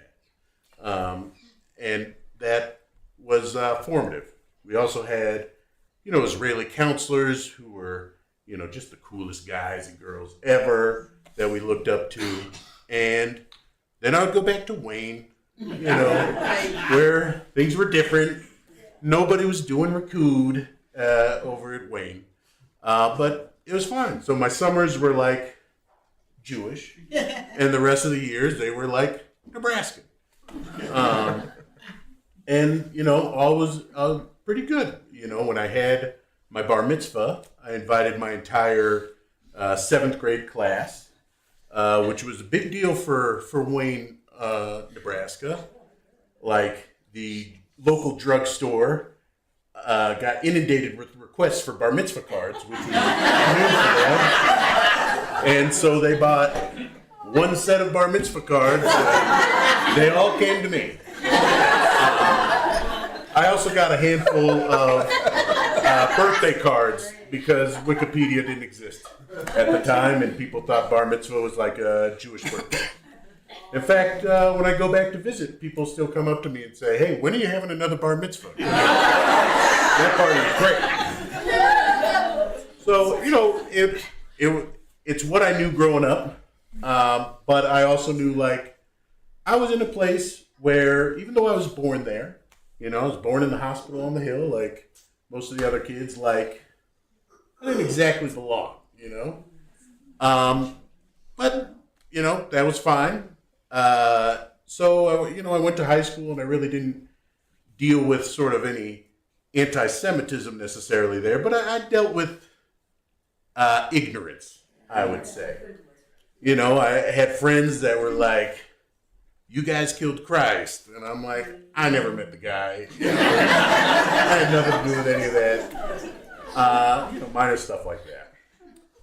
I did see a picture of this guy today playing Laser Wolf in a high school production of Fiddler on the Roof in Wayne, Nebraska. Yeah, yes. So that must have been an experience. Thanks for reminding me. So Wayne High School, had a musical theater department, and I was not involved in it, aside from I played trombone in the band, and I would do that, in the orchestra. And then my senior year, they were doing Fiddler on the Roof.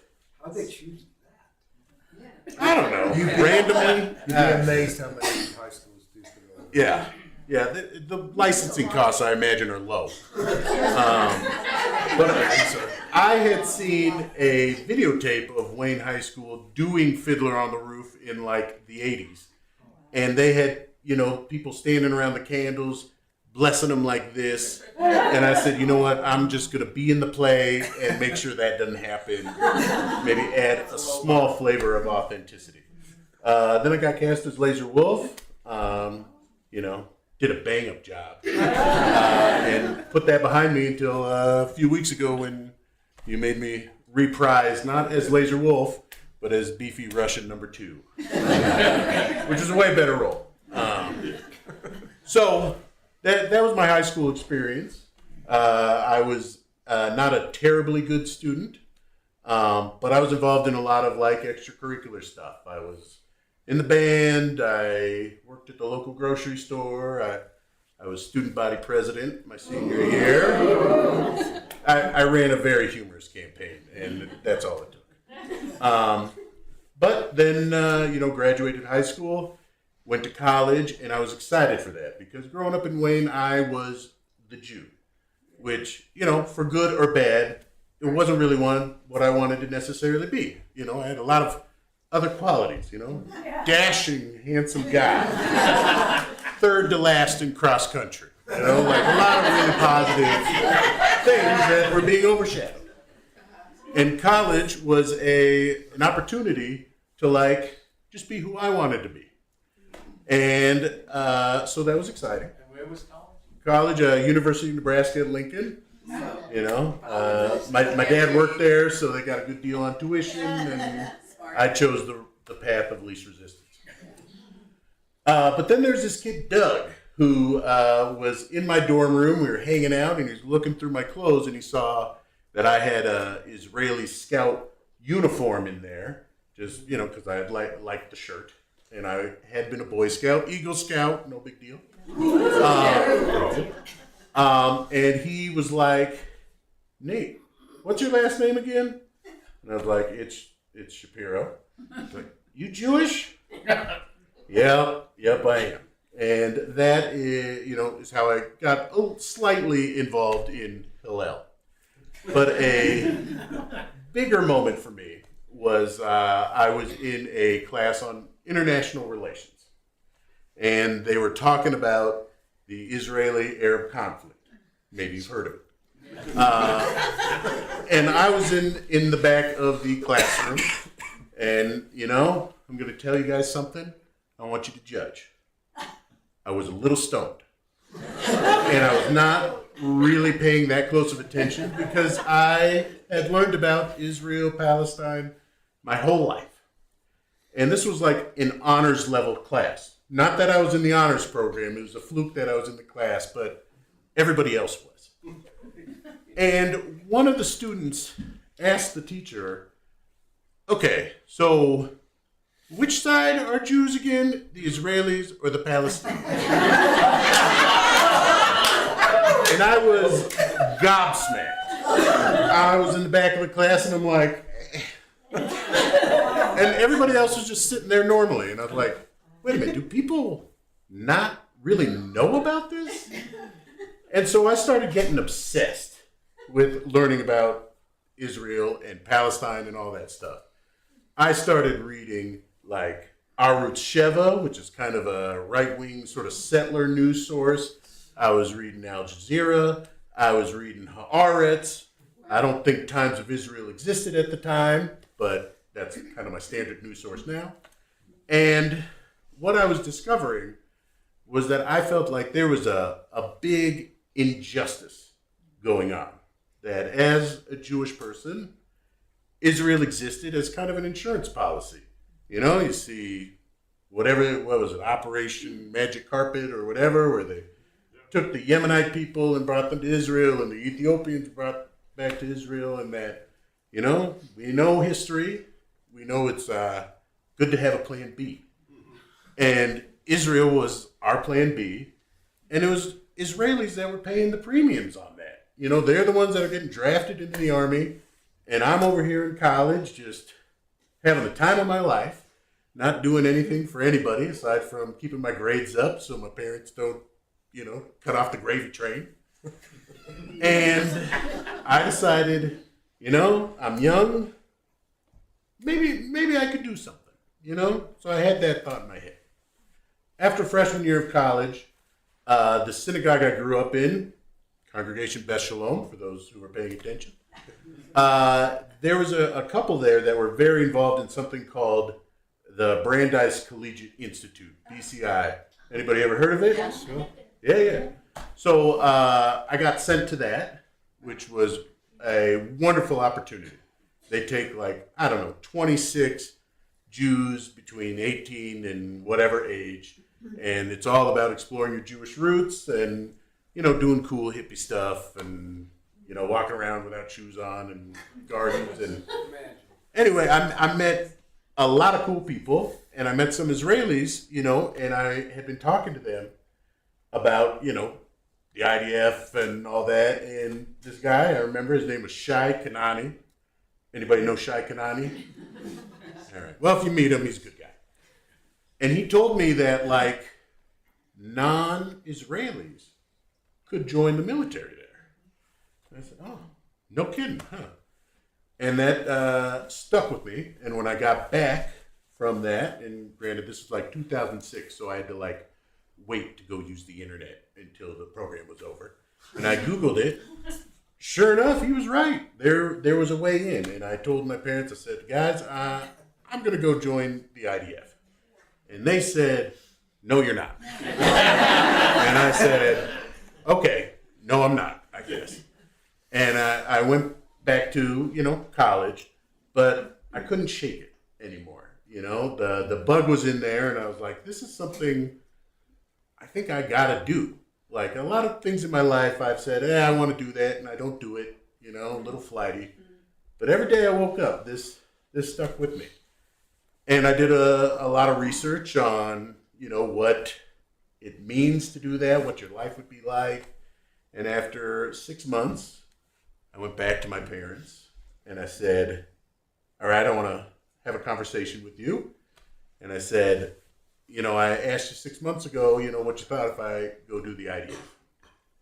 This is a different conversation. I am informing you of my plans. You know, I was 19. What are they going to do? Ground me? But my parents, you know, they're smart people. And they said, okay, do us a favor and just go live there first. You know, make sure you can survive there and all of that. Which, you know, I think is a reasonable request. I said, okay, fine. And so I went back to college, to the study abroad office, and I said, what do you got for Israel? And they said, nothing. And I said, okay, can I create something? And they said, I guess. And so I created a study abroad program from UNL with the University of Haifa so that I could study. Thank you, because it was a bureaucratic mess. Holy cannoli. But as it turns out, navigating bureaucracy would be good practice for me. And so I got the study abroad thing, you know, going. I got syllabuses approved and all of that. And I went to the University of Haifa. Now, if any of you have been there, it is a gorgeous place. You know, the dean of the University of Haifa at the orientation was like, Jerusalem, the most beautiful city in the world. Fine. Haifa's the most beautiful city in Israel. And, I think he's right. You know, that place is wonderful. You're on a mountain, you got an ocean, you got, you know, Jews, you got Arabs, you got Russians, you got everybody, you know, living together in, you know, I don't know, reasonable harmony, and buses run on Shabbat. You know, at the time and currently, I was a pretty secular guy, so that was important. So at the University of Haifa, I started doing ulpan, you know, learning Hebrew. I had taken biblical Hebrew in college, but I found it to be not useful at all, aside from, you know, practicing reading it and learning some of the grammar. So I did ulpan. I also took some Arabic, which was great. Learning those two languages together, you realize, you know, we truly are cousins. And at some point, a long time ago, we were all speaking the same language. But, you know, that was a while ago. While I was doing that, I was arranging things with the Army. So I'm going to pause here for a second. If you're not an Israeli person trying to get in the IDF, there are two roads to do it, or at least that was the case 16 to 18 years ago. You can either go through a program called, I forget what it's called, but it's through the Israeli Scouts. And there, it's a very formal program. Like, you're in a cohort and you meet before you go make Aliyah, and you make Aliyah together, and then you're on a kibbutz together, and there's a lot of supports and all that. And then there's something called Mahal, which is essentially a website that you go, you apply for, and in my case, some dude called Ofer just puts your name into the Army computer, and you are on your own. And that was the path I went down. And so I was navigating things with what's called the Lishkat Giyus, which is kind of the IDF recruiting center, while I was studying abroad at Haifa and going through all of those things. And I got somehow my draft date from, you know, the IDF, which was, I don't know, August, I think, 8th, 2008. And I had finished my semester abroad, came home, partied for a while, and, was making sure everything was good with the Army. Ofer Skyped me like a week before I was supposed to go back to Israel with my one-way ticket. And he said, hey, there's a problem with your profile. Your profile is like, I don't know how you're rated in the Army. And I said, okay, can we fix it? He's like, well, you got to talk to somebody. I said, Ofer, man, like, it's a week. I got a one-way ticket. You got to tell me, should I not come? Should I come? He said, it'll be fine. Come. I said, all right, Ofer, I'm really trusting you on this one. So I went and I talked to what's called the Kaban, which is like an Army psychiatrist, psychologist or something. And they had some sort of psychological, thing that I had filled out while drafting. And apparently I had been a little too honest about my mental health and marijuana use. And so they wanted to have a conversation with me. And so I sat down with him. He really didn't speak English, and I didn't really speak Hebrew, but it was fine. He basically said, it says here you tried marijuana. Yes. How many times you think? 1, 2. Sure. Yeah. Not allowed in the Army. Yeah, that's fine. Okay. Stamp. And so on November 8th, August 8th, I showed up at the Haifa train station, followed the signs to where I was supposed to be, and I was in a room, and one side was all these Russians that were like with their families and having a good time, and the other side was a row of 2 chairs of like obvious Americans that were very quiet and confused. So, those are my people. So, we sat there, and then that's where I met some of my closest friends that I have now. And they loaded us up on a bus and sent us to the place in Tel Aviv where you get your shots, you get your haircut, you get your boots, you get your uniform, and all of that kind of stuff. And in the back of that bus, we were all like, hey, do any of you guys have a place to live? As we tried to figure out where to live, because at that time, I didn't know where I was living. I didn't have a cell phone. Didn't have a bank account. Winging it, baby. Winging it. But luckily, all of that got sorted out. I eventually ended up on a kibbutz called Kibbutz Kfar Anasi, which is near Rosh Pina in the north. And I got a adopted kibbutz mom and dad. As it turns out, there's a little bit of a Colorado connection because my adopted mom was a woman called Ora Hammer, whose father was a rabbi called Reuven Hammer, who, like a big deal around here, right? He named me. What's that? He named me. Yeah, there you go. And I had an adopted little brother called Shai, who, purely coincidentally, about a month before I moved to Boulder, moved to Denver. So, reunited. I drafted.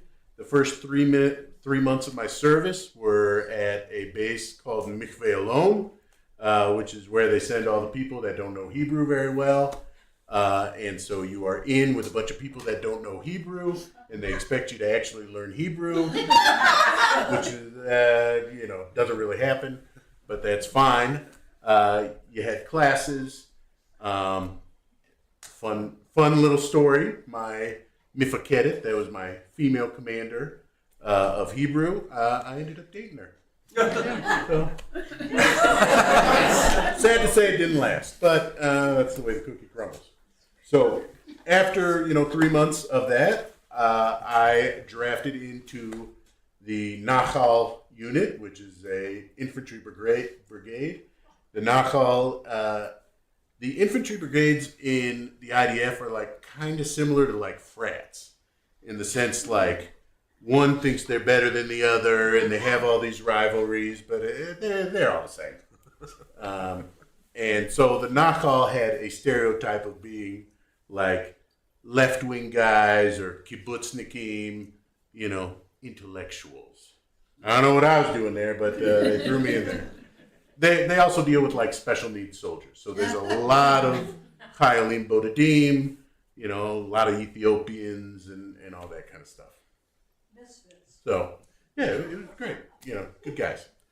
And so, you know, I started my actual sort of combat training there in the Nahal, and was in there for the rest of the service. You had 3 months basic training, then 3 months advanced training, and then you get sent off to go do your job. Every person, you know, has kind of a special role. So there's things called the Gdudim, which are your regular units, and then there's special forces. I was not special forces. They have this, like, it's called a gibush, which I think means bonding in Hebrew, but that's where they have these trials to go be in the special units. And this is like, you go out in the desert and you have a backpack filled with sandbags, and they're like, okay, run up that hill, run down, run up the hill, and do that for like 5 hours. And then you sleep for a half hour, and then you do it again, and you know, they just weed people out. And I and a bunch of my friends decided to do it because, you know, why not? Try it. And, you know, we were doing fine until we heard, like, if you get into the special units, you got to sign more time. And that's why I said, you know what? Not for me. I'll go down to the regular units. So I was in the Dudim, and my role was a mag machine gunist. So, like, not to toot my own horn, but like you see Rambo with like huge gun. Those things are so heavy. But Americans are just bigger than Israelis. And in my, I don't know, company, I think is the word, like out of the 8 machine gunners, 7 of them were Americans. Just, they're bigger. But that is your role when you're doing war. So the regular units trained for like a full-scale war, you know, going, taking a hill, all that kind of stuff. But in 2008 to 2010, there was not a real war like that. And so my Achlaka, which is, platoon maybe, we were trained to do reconnaissance, to like go forward, check things out on the map, and do that kind of stuff. When we were in active duty after training, we were on what's called Kav Aza. So we were on Gaza patrol. Again, this is 2008 to 2010. So like there was Operation Cast Lead, which happened while I was in the Army, but I was in training, so I didn't have to like go do anything. But I had to go guard the stuff the real soldiers were guarding while they went off and did stuff in Gaza. So like my service was pretty quiet, relatively speaking. So when we were on Kav Aza, we were stationed just a little south of the Gaza Strip on the Egyptian border, which at that time was a hotbed of smuggling of people. A lot of Sudanese refugees were being smuggled across, Eritrean refugees, hash, and weapons. And it felt like the Wild West, because the only thing dividing Egypt and Israel was like a waist-high barbed wire fence that was very easy for people to cross. And the Egyptian border guards were not the same caliber of professionals as the Israeli side. Now, I'm a little biased, but I was told, I don't know if it's true or not, that the Egyptian border guards were basically prisoners that were serving out their sentence on the border, and were there 12 hours on and 12 hours off. And like I said, I don't know if that was true, but based on their behavior, I believed it. Like, they were just not very professional soldiers. They would sleep on the job. They had this calling network, like when their commander would drive down the road, they would yell to each other. They would all get up, put on their helmet. The guy drove by, and then back to sleep. Little jealous of that. But, you know, we spent that time doing ambushes to try and catch refugees. We would check them to make sure they weren't carrying any weapons or anything, and if they needed medical care or whatever. And then some bus would come. We would load up these Sudanese people, and they would go off and eventually find themselves, I think, generally in the streets of Tel Aviv at that time. Send them back? What's that? You wouldn't send them back across the border? No, the Egyptian border guards were told to shoot anything that tries to cross the border. So Coming into Egypt? either way, Either way. yeah, shoot. They shot first, asked questions later. So no, we weren't. We were not instructed to send these Sudanese back to their death. We took them, we checked them, loaded them up, and then they became somebody else's problem. And that was a large part of our my service, with some training and all that kind of stuff. Let's take a pause. Yeah, all right. That's amazing sharing so far. One thing that I wanted to just mention, because a lot of people know the family, is that when you were talking about your kibbutz family and that whole experience, we bumped into Danny Showinter today, and this weekend, Kai Showinter is spending his first Shabbat with his kibbutz family. He's just been placed with a kibbutz, and his first day of draft is on Tuesday. So it's a kind of similar story. So we're thinking of Kai about to embark, because even though he made the Aliyah with his family came back here, so he is officially a Chayil Boded too, a lone soldier. So, and he grew up in this community. But you've touched on it by talking about the experience with those refugees. But one of the big questions, of course, people have. A lot of us like to feel like the Israeli army is a very ethical army, and some of us are disturbed by some of what's happened, and we're not going to get too much into that. But what we did want to talk about is this thing called Ruach Tzahal, which is something that, and maybe Boaz can speak to this too, something that my understanding is everybody who is drafted into the Israeli army early on in training gets basically the Ruach Tzahal literally means, it's translated here as the IDF spirit. Ruach is spirit, but it's sort of the ethical code by which the IDF is supposed to operate, and we actually have copies of it here. It's sort of an English translation. But there are some core values that are considered to be very important. One of the primary ones is one that in English is called the purity of arms, which is this idea that really if you are engaged in any armed combat, it needs to be very thoughtful in terms of the decisions that are being made and protecting innocent life and so on. So I guess to turn it into a question, as a lone soldier, would just be really interested to know, like, when you first became aware of that and how much it was part of your basic training and how it informed those 2 years you spent in the IDF. Yeah, great question. The Ruach Tzahal is, I think, crucial to the Israeli military and its ethos and how it operates. I knew about the spirit of the IDF before I drafted, when I was doing my research, because, I'm not necessarily an aggressive person. Growing up, I was a big softie. I loved animals. I became a vegetarian for like 5 years because at camp someone told me about factory farms and everything, like chickens go through, and I said, well, I don't want to be part of that. And I stopped eating meat for 5 years. When drive down the street, I'd see roadkill, it would make me very sad, and so, I did not join an army because I felt like killing people. I hope that goes without saying, but I am saying it. It's important to say. Yeah. I joined because I knew I was an able-bodied guy, and I didn't have people that depended on me, and this was something I could do for the Jewish people to pay my own insurance premiums.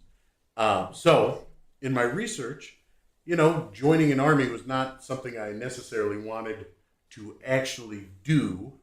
Growing up, as a kid, I played army and all that stuff, but like that was play stuff.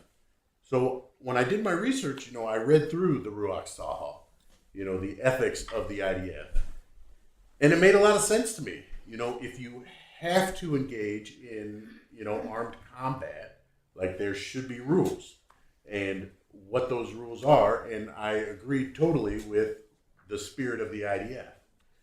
When I drafted, I think it was probably within the first week of training, we had a class where they drilled into us what the values of the IDF are, which sort of get translated into, sort of the rules of engagement.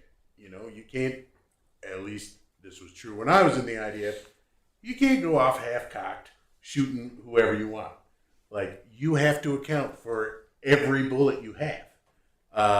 If, you want to fire, you have to either have permission or there needs to be extenuating circumstances where you had said, stop or I'll shoot, or wakif wana batuchak, and shoot in the air first, and, then aim for the legs and all that kind of stuff. And when you think about it, the idea of rules in a war is crazy. It's just a crazy concept of two forces just trying to kill each other, but you're having rules about it.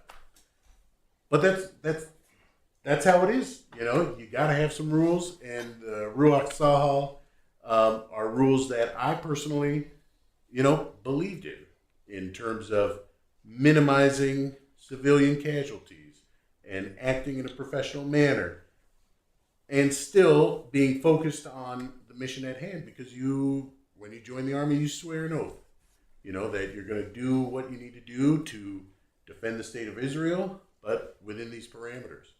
And that was important to me, because for me, I'm very interested and concerned about right and wrong and doing what's right. Not saying I pull it off every time, but that's the direction we go. So Ruach Sahal, I actually printed out a bunch of copies of it if anybody's interested in reading it. I think if you're going to have, an armed army, those are good rules. Ideally you wouldn't have to have one, but that's not the world we live in. In your experience, Nate, you said it was very important to you. In your experience of the other people that you interacted with, both other lone soldiers and other the other soldiers, did you get a sense it was as important to everybody else? I would say probably not, but I would add to that. I joined the IDF when I was 21. Most Israelis get thrown in at 18. And so I had been living on my own. I had done my own laundry. I had, the gap between 18 and 21, there was a lot of maturity there. And I volunteered for it. A lot of these Israelis, they do it because they have to. And it's a different mentality. So I would say that, not that it was a lot of hatred or anything, but I think it was more of a mental maturity thing that maybe they weren't so concerned with it. I would also say that I think a lot of the Israelis that I was with, saw their army service as just, you go middle school, high school, army, and then you're free. And they don't necessarily put it in the context of like a, global conflict that they're a part of. I inserted myself into it. So it was more important to me that, it be ethically in line, because I had a choice. A lot of them didn't. Yeah. Boaz, sorry to put you on the spot, but you, as the only other person who served in the IDF, what was your experience specifically with Ruach Sahal as being how important it was to you and your fellow soldiers? I don't remember something specific that was taught to us, but it was ingrained on a daily basis through training, through punishing if we broke the laws or the rules. Yeah, for sure it was there. I'm just going to repeat because people on live stream wouldn't have heard that. I just asked Boaz, who served in the IDF, whether this document, this Ruach Sahal, informed him, and what he said was he doesn't remember specifically learning it in training, but it was absolutely part of everyday life in the army, and if you broke the rules there would be consequences, and it was sort of, it informed you kind of every day, right? Is that a good summary? Yeah. Did you have a little, because I've seen others, did you have the little card in your wallet with the Ruach Sahal on it? Is that, I think that's more contemporary, because some at Camp Ramah this summer we were interacting with a lot of recent people who just finished their army service, and they all had this little card with Ruach Sahal on it that they would keep in their wallets, kind of. So, yeah. Well,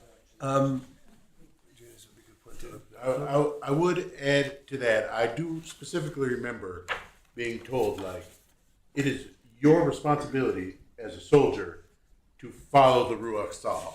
If your commander tells you to do something that disobeys that, it is on you to follow these rules.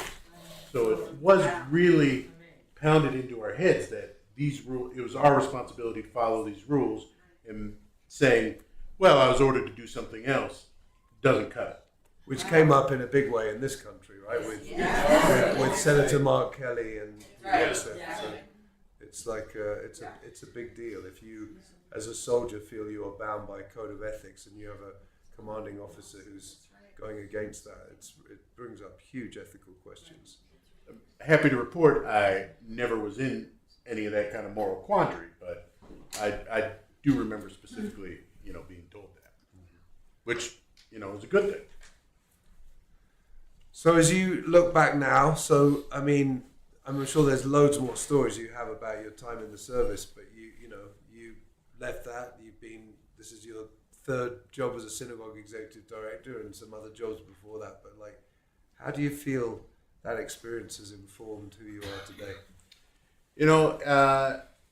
That's an interesting question, and one I've been thinking about in the lead up to tonight, because it's an experience that I did. It's an experience I'm very proud of, but it is not something that necessarily defines me now. When I introduce myself, I don't introduce myself as Nate Shapiro, ex-IDF soldier. I don't have a Nachal sticker on the back of my car or anything like that. But, it has informed me because, I got a sense of, what's really important in life. I have been shot at, and that's a bizarre feeling. First of all, when bullets whiz past you, it doesn't sound like in the movies. Like, you just hear a zoop. Like, what is that? Oh, I'm being shot at. Shit. And being shot at is affected me deeply, because once I got out of situations where I wasn't being shot at, most stuff really wasn't that important. I went back to college. I got the best grades ever in my life. And again, if you're paying attention, I was not that great of a student. So, kind of a low bar. But I would have these papers I got to write, and I would sit there and I'm like, well, I'm not being shot at. This ain't too bad. And although it's kind of humorous, it has informed a lot of my mentality of most things are not worth getting so upset about. Which is a really good quality for a synagogue executive. Yeah. But to be fair, we do deal with life and death situations. Sure.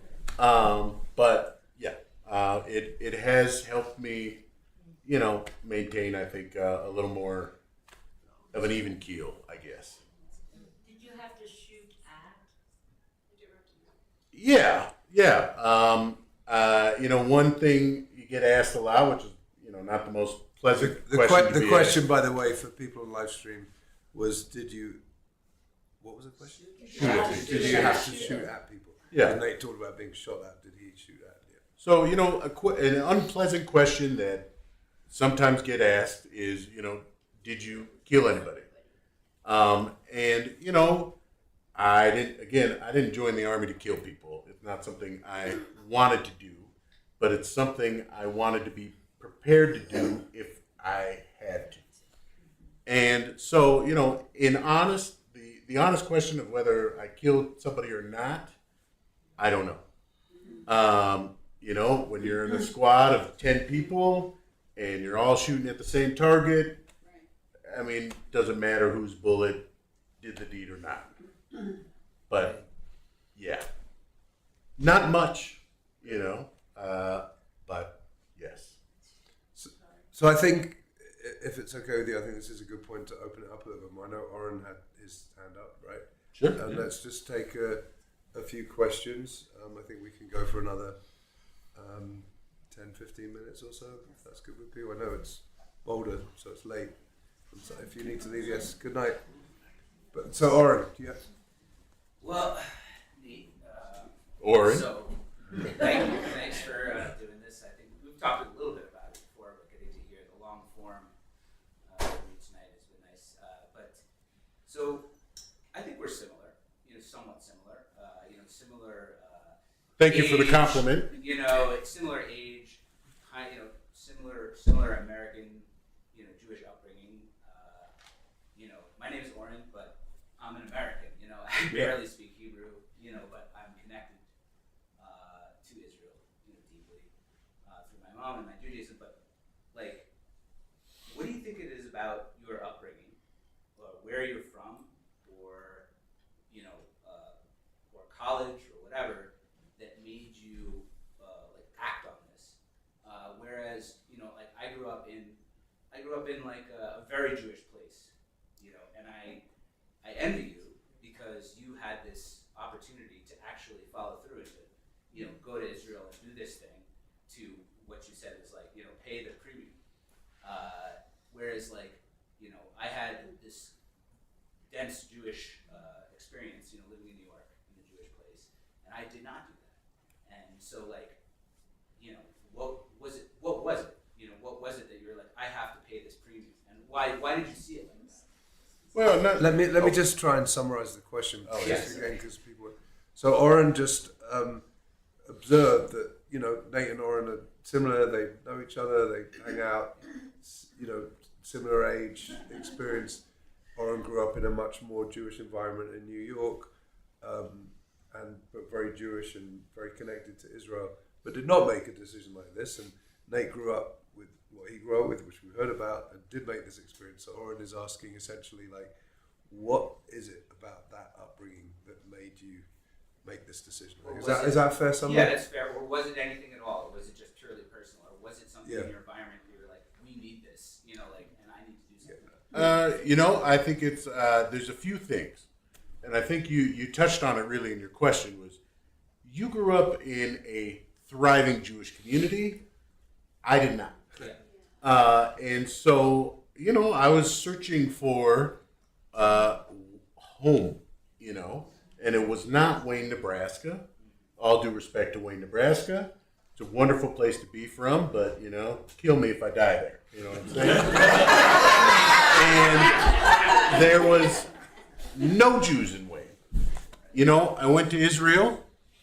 Too many Jews.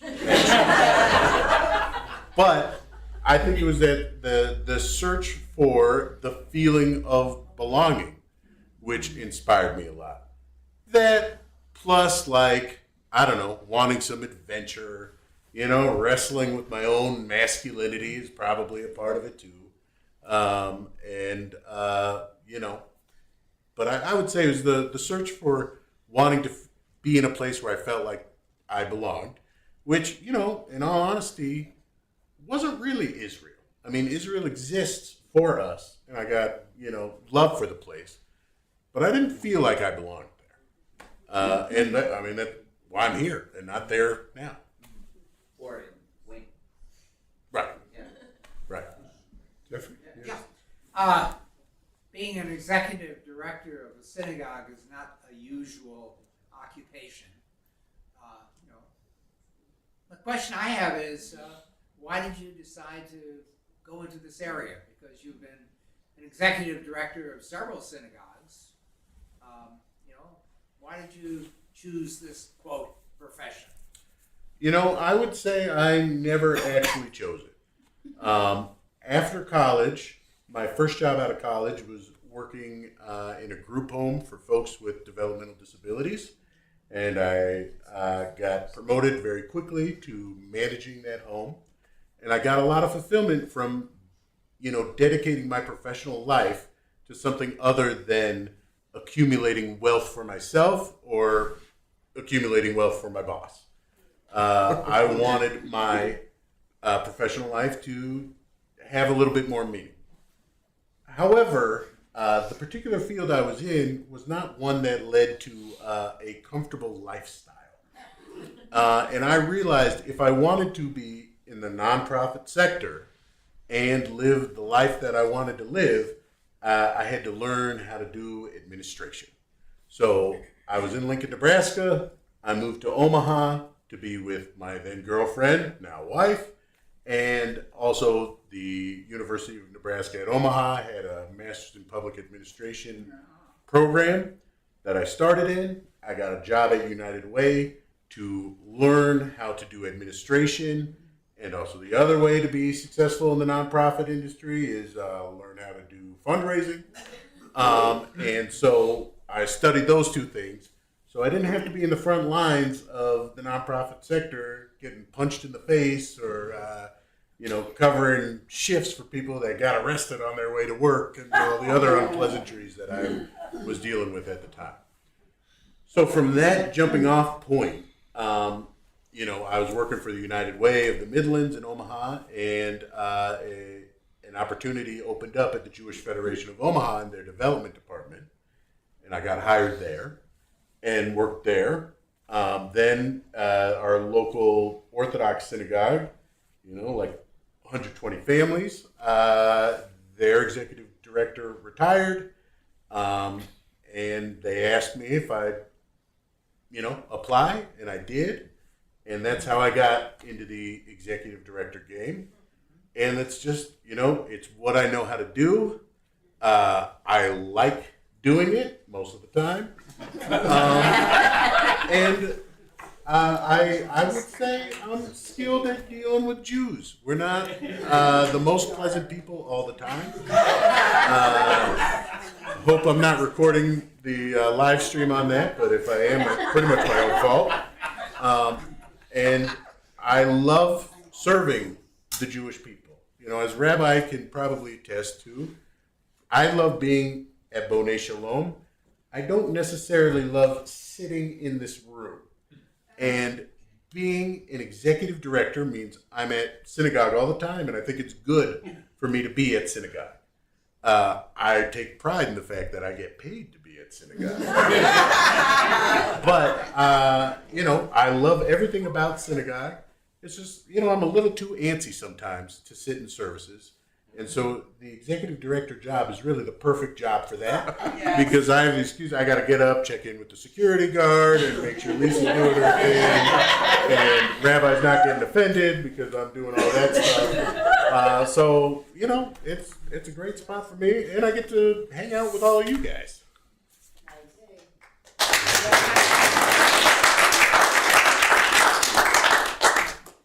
I just have a question that you are a child of an interfaith family. Who chose that you were going to be Jewish? How did that happen? I was born into an interfaith family, but it is not an interfaith family. In the sense that my mom and I converted on the same day. Although it was that day that I learned that I was not Jewish. I don't know if you know anything about men converting to Judaism, but it was a weird day for a 10-year-old. It was a weird day, but I got, can you imagine Nathan Abraham Shapiro? That's my name. Not Jewish, which is how I was born. I have a friend, Richard Raposa, who's very Jewish. Yeah, but so I would say that, well, technically it was kind of an interfaith family. I felt like I had a pretty Jewish upbringing, certainly compared to anybody else from Wayne, Nebraska. And, it's followed me into my life. My wife was not Jewish when we got married. She is now. And it is the best of both worlds. Because I'm going to say something controversial. Go for it. Christmas is fun. It is fun. And I love having my in-laws that are Christmas people. And for the purposes of Shalom Bite, I go to their house and, we eat candy canes and we watch White Christmas and I love it. And I don't feel guilty. I'm with you. Yeah, because I'm doing it for the family. Thank you. Bruce has a. Are you still in touch with any of the soldiers in your unit? And the other thing is, are there any networks in the U.S. for ex-lone soldiers? Yes and yes. I'm mostly in touch with the other Americans that were in my battalion and brigade and everything like that. But I'm Facebook friends with a lot of the Israeli guys, that I was in the service with.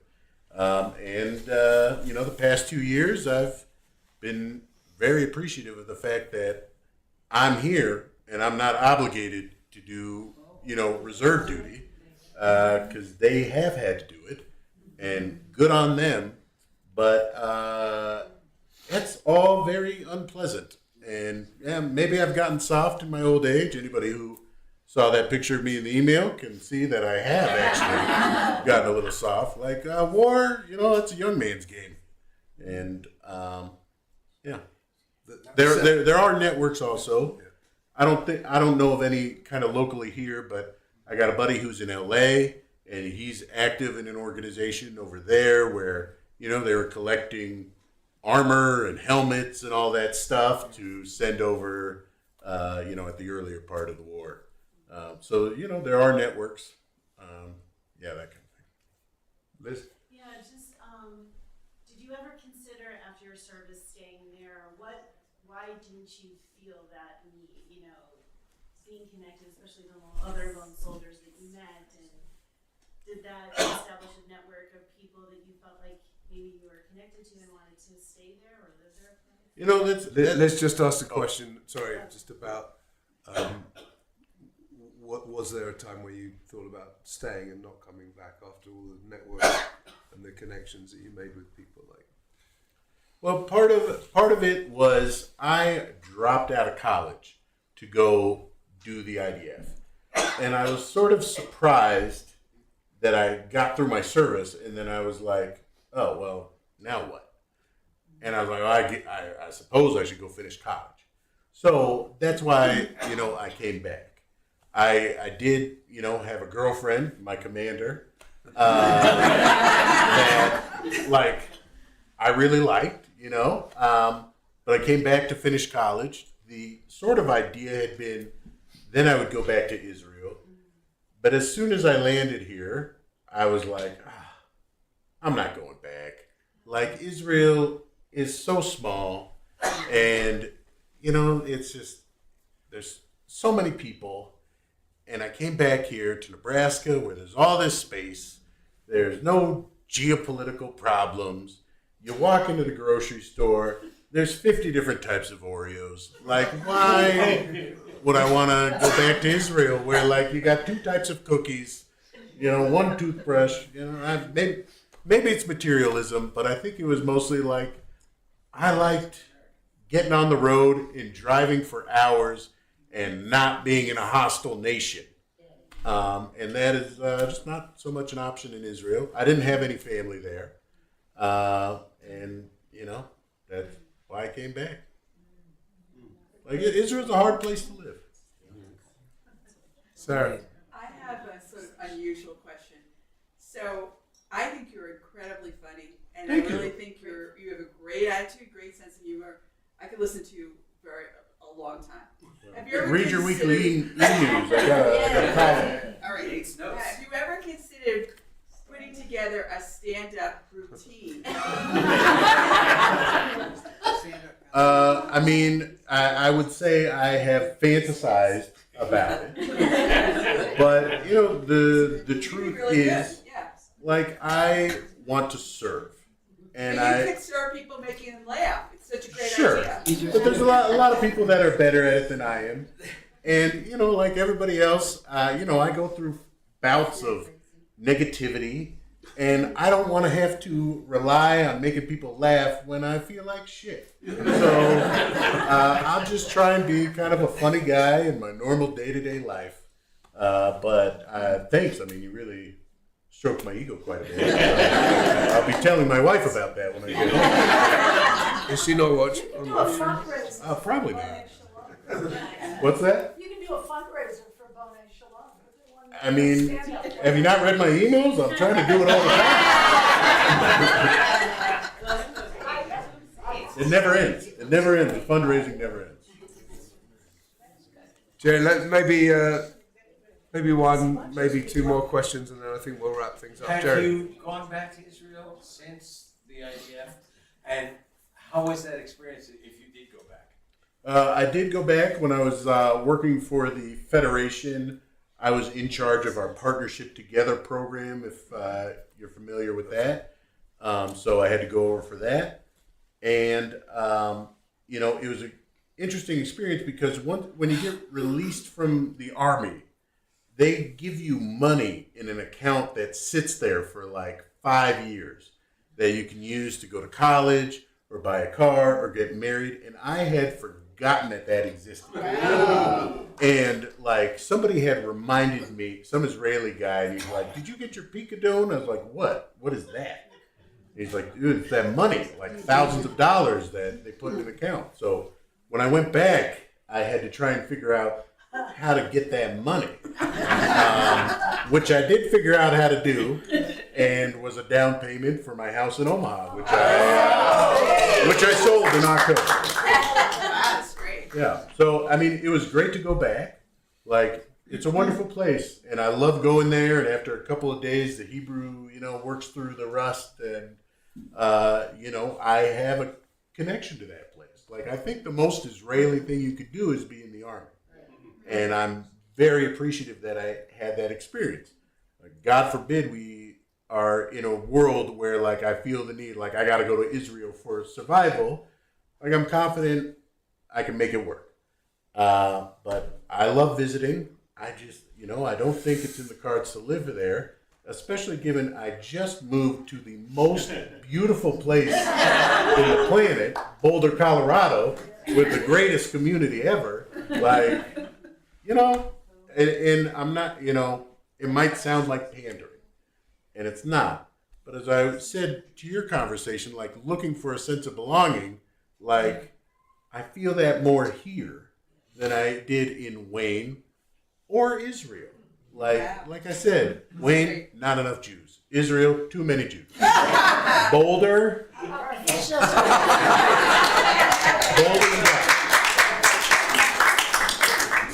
Maybe that's a good note to end. I just want to say, you know, I think we've all learned a lot about you. And we like you even more than we already did. And we're very grateful.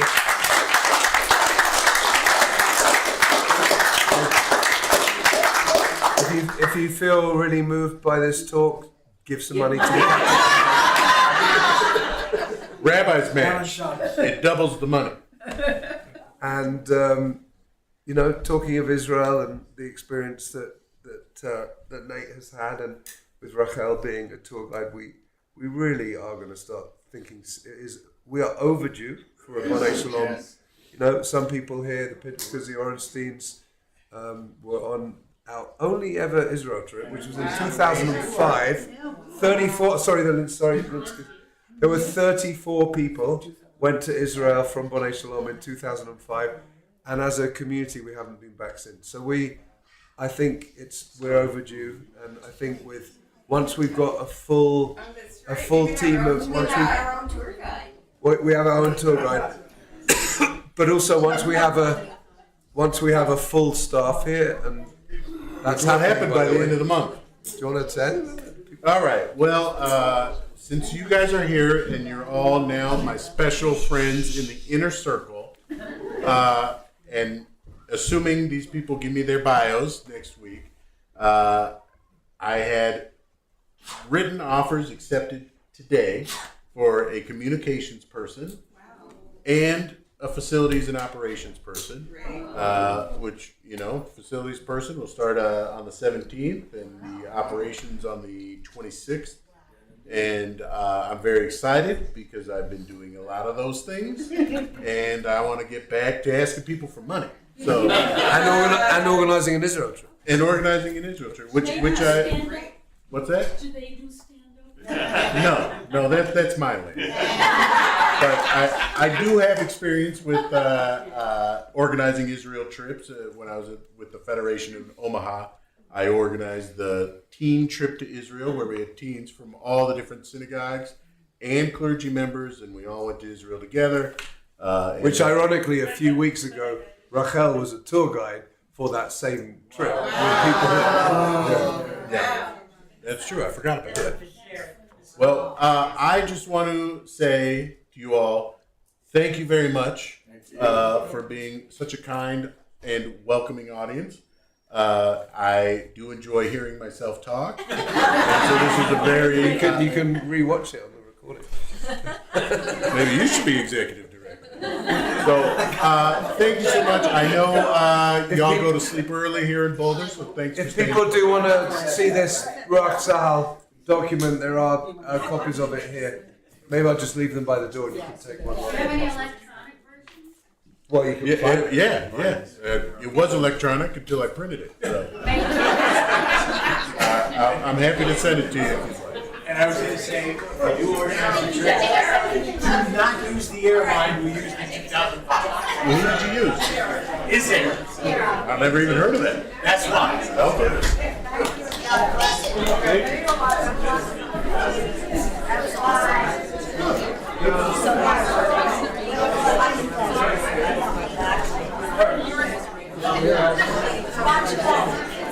Good to see you on. 15 years of facility That's great.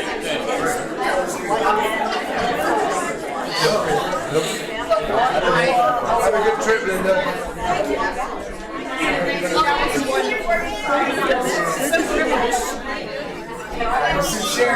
I'm honored to have you as one of our, I would say, rookie of the year.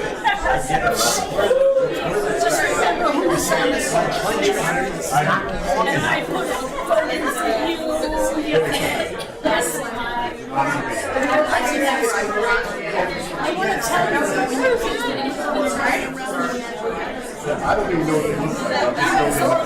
I'm just Gabriel! I haven't seen Naomi. I know!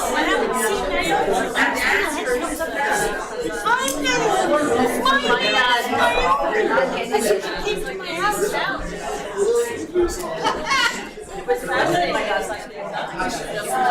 I didn't want to be there when he said, we've got help so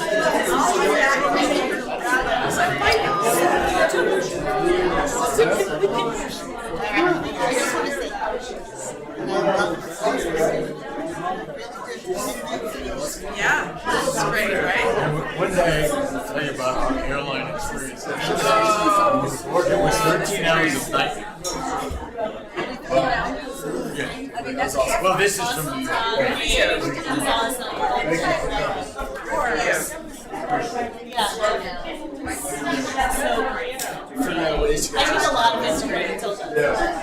You are funny and you should be a comedian, but I'll take you as executive director. I appreciate But you did great. You did great.